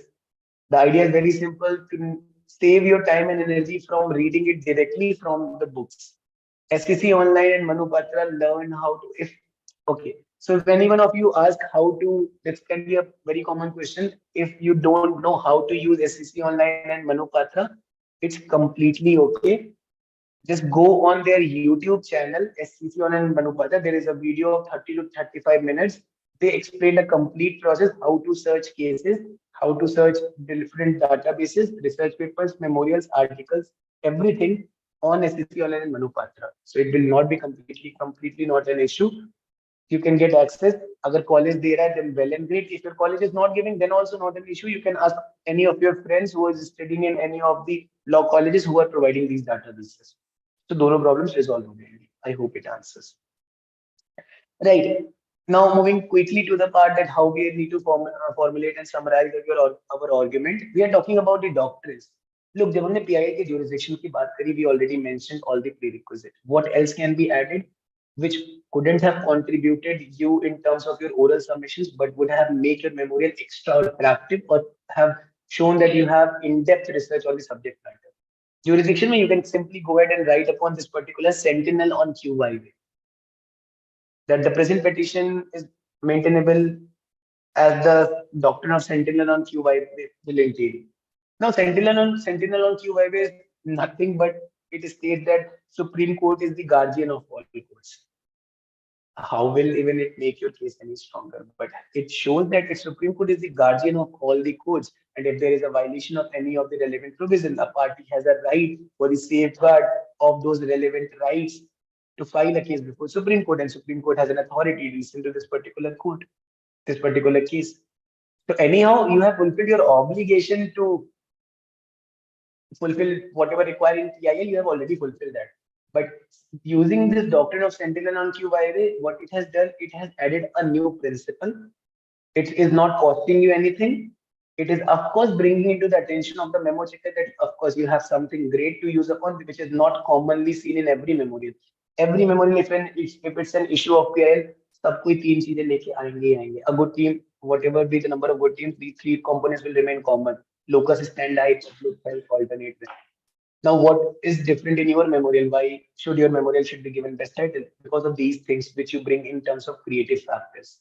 कितनी ज्यादा आप deciphering करते हो, कितने नए elements लेके आते हो, is what something which makes your memorial to be the best one, right? You can use the principle like UB just AB remedium. It hardly goes in your pleadings. Don't plead them. Plead the three elements only. But for memo checker, get these brownie point and extra point. UB just AB remedium principle state that where there is the right, there is the remedy. It's a pretty simple and common principle. It is not costing anything. On the contrary, it does show that okay, these guys have brought some new principle in their memorial, which is very valid and logical to use. No one can say that you cannot use UB just AB remedium. I have a right, so I have a remedy as a result of which I can go to this court to file this petition. Don't use these things in your pleading strong advice. These are very weak arguments. But for memorial, you already have fulfilled your obligation. After fulfilling your obligation, you are providing these extra elements in your from through which you are getting to brownie points. What is segregating your memorial from other teams' memorial? Right. So this is about the summary of argument. IRAC rule is something which you need to formulate. There is other rule of law and fact. Always remember while formulating your legal arguments, law will come first, fact will come second. No matter how many times I have even explained to the team I coached before or mentored before, most experienced teams tend to do these common mistakes and errors. They write facts before, and this is a messed up structure if you do such thing. There is no set protocols, as I told you. Noting is not something, or making memorial is not something which is a subject. कोई book की कोई chapter इस पे नहीं based है. We need to understand the criteria, formulation, structurized manner of writing argument. Always go for writing the that in the present case such thing happens. बीच में law लिख दिया फिर से कर दिया, the messed up structure confuses the drafter or the memo checker. Right. Write your law first, which is the what IRAC rule is based upon. Issue आपका already you identify. Right. Then second comes your legal research portion. Write down the relevant legal principle. After which you will write the application of the same. Let's say you will write connect it with the fact. Segregate your law with the fact. After which you conclude what you want to say through your argument. There is a set pattern. So there is two rules which are explained in great details in my sessions and certificate courses, which is IRAC rule and law fact rule. Right. Now, of course, in the last comes the prayer. Prayer के लिए you need not to apply a lot of brain, nothing technical about it. Prayer, every team I know is copying prayer from the previous, including me also. I've been to like whatever mood I've been to. Every time you get the prayer from past year memorials, write down the prayer with the changes whatever are required, with the minute changes, but issue में changes होते हैं, remaining thing remains constant. With that, we move to the last and we'll wrap up this session in like next 20 minutes, 15 to 20 minutes. Now it comes to the last part, conquering the best speaker titles, fundamental of pleadings. Of course, due to time constraint, I cannot go ahead and kept on explaining. There is a lot of things which I want to talk about, but time constraints are there. We need to wrap up this session in like next 15 minutes. Okay, I'll answer that. So one thing is very clear. We quickly wrap up these fundamentals of leadings. Again, I am advising you guys that if you want to learn these things in a great manner, you can check out the courses. The link have been already provided by Journal for Law students. Right. Before coming to the last segment, just quickly answering the question which have been dropped. Sir, one more question. How to read hundreds of the pages of the long statement? You need not to read.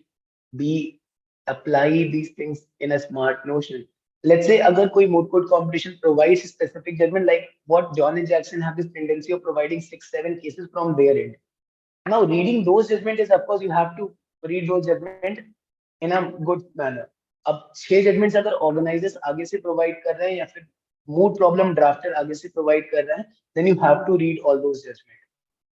However, if it comes to conventional mode and nothing have been provided from their end, in that particular code, control F is your savior. As I told, sahi question you need to identify, right keywords you need to identify. Just take some time and interpret and formulate what you really want to know, what answer you want to get. And for getting that answer, what could be possible, logical, correct keywords which you should put. Use Control F in 100 pages judgment and write and use those relevant keywords. If you have perfectly written keywords, you can use them and you can find out the relevant para of a particular mode proposition.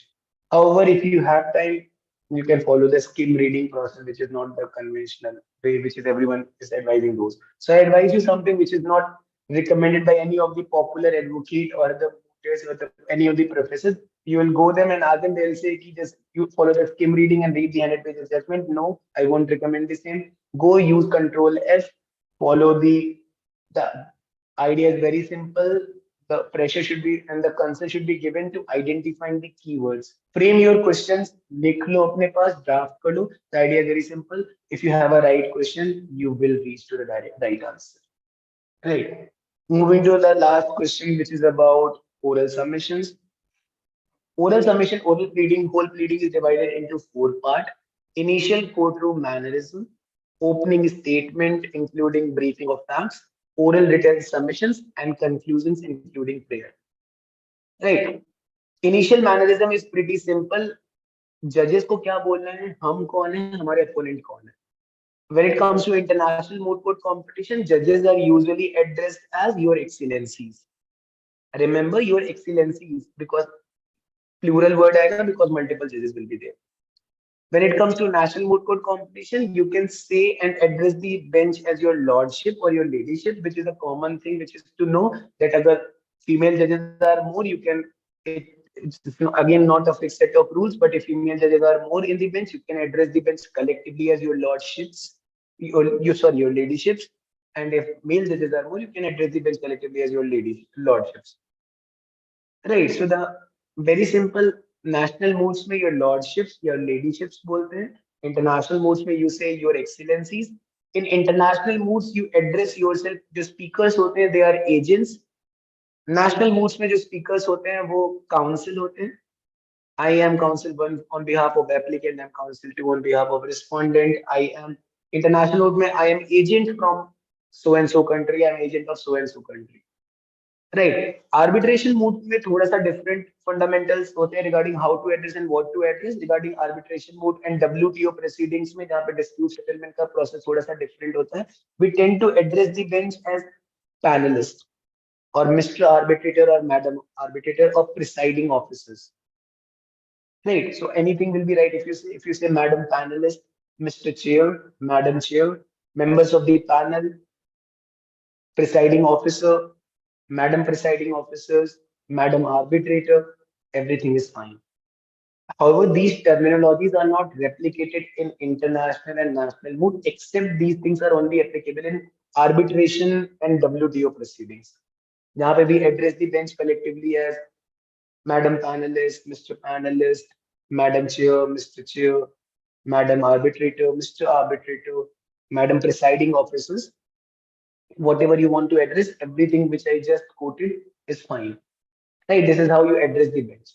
Your fellow team, you can again, there is no set pattern to address your fellow team. As my learned opponent, as the counsel from the opposing side, you can address any of these terms. Right? However, this remember these things you have to be a little professional. You cannot say my friend from the other side. You can say, of course, but prefer a more formal set of language when you go for a pleading in a moot court competition, be it national or international. Right. When it comes to fact briefing is again something which is limited to a lot of confusion. क्या respondent team को भी जाके facts briefing के लिए पूछना पड़ता है? Not necessary. You need not to go ahead and ask from the respondent side that shall I repeat the facts or shall I brief the facts? Judges को facts already brief होते हैं. अगर petitioner ने already facts briefing किया, it's a responsibility and obligation of petitioner.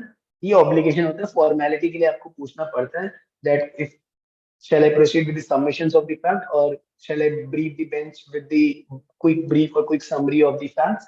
If they say 90% of the times I remember and recall they don't ask for facts, but 10% of the time they ask for the fact just to check your clarity upon the fact sheet. So always prepare your facts. The key here, the one thing to be noticed in fact sheet, I'll drop the link in the probably in the group or in possibly in the chat box. One thing that should be noted while briefing the fact, I have seen teams and we tend to follow. An ideal and good team always brief their fact in minimal possible time. You need not to take 1 minute to explain your fact, even if your mode proposition in 12, 15, 20 pages. A lot of teams and my previous teams which I'm coaching or like mentored come up to me and tell that this fact sheet is about 12 pages. How should I conclude the same in 20 seconds? You need to just fundamentally address the issue to the bench. You need not to go ahead and over explain the facts. I remember one of these speeches from Philip C. Jessup. It's available in a free platform. If you guys can search best speaking or best speaker Philip C. Jessup, it's the girl is from GNLU. It's the final. That year, the more problem was around 50, 60 pages. The girl briefed the fact in a span of 15 seconds. 50 pages mood proposition can be briefed in 15 seconds and we can possibly explain. This year mood code proposition, John H. Jackson is approximately 20, 25 pages. I am taking approximately 15, 16 seconds to brief the facts. So always formulate this thing in a manner to just brief your facts as quickly as possible. Now, quickly moving to the roadmap fact. Look, the whole idea of pleading is to make the task easy for the person listening to you. The idea is not to convey all, the idea is to speak limited. You cannot eat everything which is there on the plate. Memorials में जितना भी लिखा है सब जाके नहीं बोलना है due to time constraint, due to week. By memorials में you tend to write 40, 48 arguments, 50 plus arguments under collectively from all the issues. However, when it comes to pleading, always bring your best foot forward. सारे में arguments नहीं देने. Only those arguments which are uncountered, which are undisputed, which are your most strongest argument. Out of 10 arguments, let's say if you have under your issue in your memorial, use only 4 arguments. Don't use other 6 arguments if you think they are ambiguous or weak.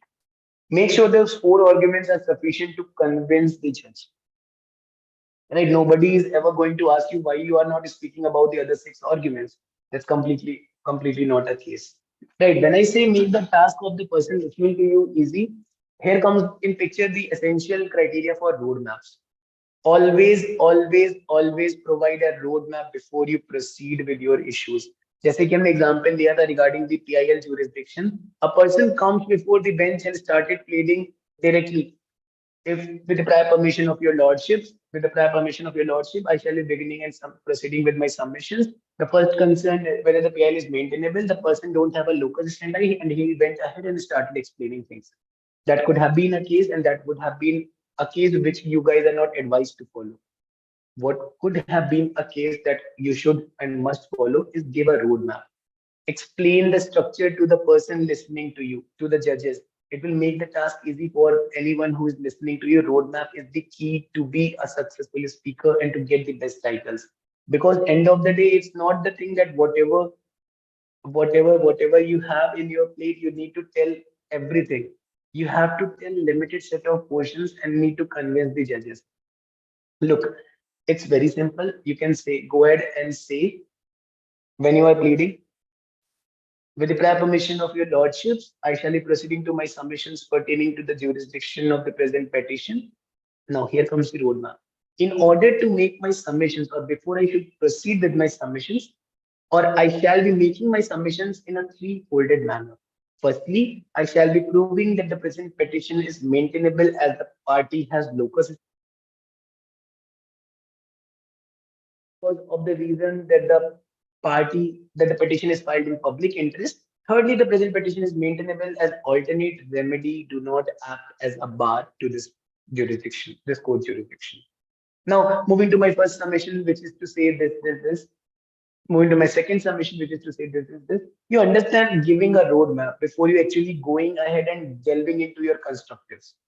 आप अपने road map को बता देते हो कि what you are going to say, which will make the task of the person listening to you quite easy. Now be precise, affirmative, and assertive as possible. Don't over explain these things. Never over explain these things. Never over explain your argument.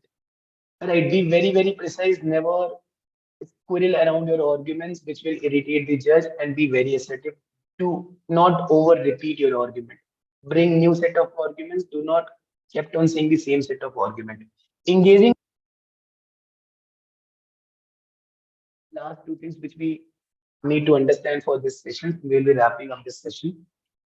For to be a good speaker, to be getting titles of best speaker, last two things which you guys need to understand is firstly, along with the roadmap, engaging the bench is the crucial. You never know आपके rounds दिन के सबसे पहले हैं कि दिन के सबसे last में होने वाले हैं. Judges must be. I have seen judges literally yawning while hearing to the speakers. Even that would have been a lot of time with a case with me when I have saw I've been seeing judges have been yawning because they are so tired of listening to these speeches since morning. They are sitting since 9 a.m. and it's been 7 a.m. when my round was scheduled. Ultimately, we cannot blame the judges that they are yawning and they are not just because they are tired, they are not listening up to your arguments. It's your obligation and responsibility to make them heard your argument. If they are not listening to your argument, it's not the fault of judge, it's your. Guys, understand in order to grab their attention, one thing at this level, quickly I can tell you, is about the fact sheet. When you see a judge is disinterested, always judges को interactions में रखो. Keep on interacting with the judges. Keep on making them shift on your part of mood proposition. उनको mood proposition को बार-बार लेके आओ. Let's say you cannot address the judge address the bench or ask them to be with you or to be along with you while you are speaking. How to address for example, how to address a fact sheet in a moot court competition, which is ideally usually students use a passing reference as can possibly seen from para number 6 of the fact sheet. That is the wrong way. And what could be an engaging way is something. If the panel is with me, and if I may request this panel to please look into para 5 at page number 9.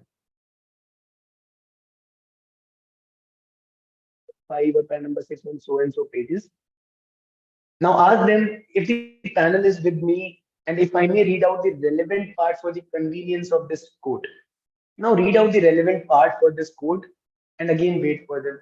Now explain what you want to say or what you want to draw out from that particular relevant part. You understand the idea. You repeatedly ask the judges, is the panel with me? Is Mr. Chair with me? Now, if the panel can possibly look into the para 4, page number 5 of the fact sheet, wait for them, ask them if the panel is with me, ask them if I may read out the relevant parts for you. These are the small things which you need to invite. This is the first thing, interact with the judge. Secondly, use rhetoric, policy based, and a logical argument. Always use rhetorics. Rhetorics is something which is my favorite portion. None of my speech is complete without sarcastic comments or rhetorics, but there is an extent. Do not cross that barrier that will cost you so negative. Let's say rhetorics can be when I use a lot of time that the present dispute is not a black and white dispute which only deals with the violation of IPR rights or right to free trade, but have shades of gray in it, which deals with the public health implications. Understand what is this black and white case and gray area. It's not something which is usually put in a speech, but however, it's a kind of a rhetorical way of saying it. Use policy based argument when I say and on analogical based arguments, draw comparatives from real world. This is something which is modern types of pleading is based upon. This is how you get the big titles and great titles. Must imbibe these policy based analogical arguments. Let's say members of the panel, we believe that hate speech laws is something which is just not acceptable before this code, but have predominantly followed across the world as has done by the South Korea or has been done by the United States of America in their Brandel's rule of hate speech or rabbit plan of action, which is a fundamental program in an analogical way across the globe. आप international reports को cite करिए, analogies में दूसरे countries को cite करिए. This is the way what we call a policy based argument or analogical argument जहाँ पे आप real life examples or situation present करते हो. We understand the situation of urgency of this matter. The same case happened in the case of European Union, Brazil, and South Africa when such thing happened, so and so thing happened. You get to understand this. You bring upon the real life examples in your speeches. Now, in the last, you just give upon a concluding remark to your speech, conclude and redefine all the possible way. In conclusion, you just reiterate what you just said, make a concluding remark. You don't over explain things. Cheat code, there are a lot of cheat code which I usually explain individually in the certificate course in very, very detailed manner. For everything, I have these cheat codes. So one of them is refrain from using first person, such as be as much as formal in your moot court competition. So that is it for the side of your speaking practices.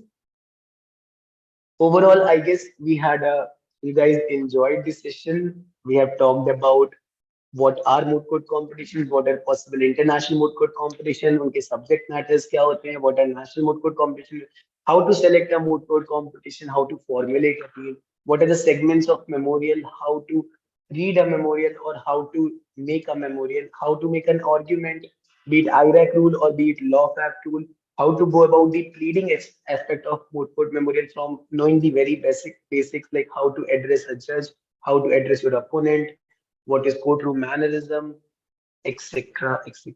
There are, but trust me, due to the time scarcity, there are plethora of information which I want to share. But let's call it visit and check out the certificate course on voting of Journal for Law student.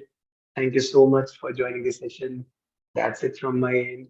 And if you have any more questions, you can also write it directly to me on my mail ID or probably on the group itself. I can respond after this sessions also. And if you need any help with regards to any of your moot court competition, then also you can reach out to me. Thank you so much, guys. Have a great day. Thank you for joining.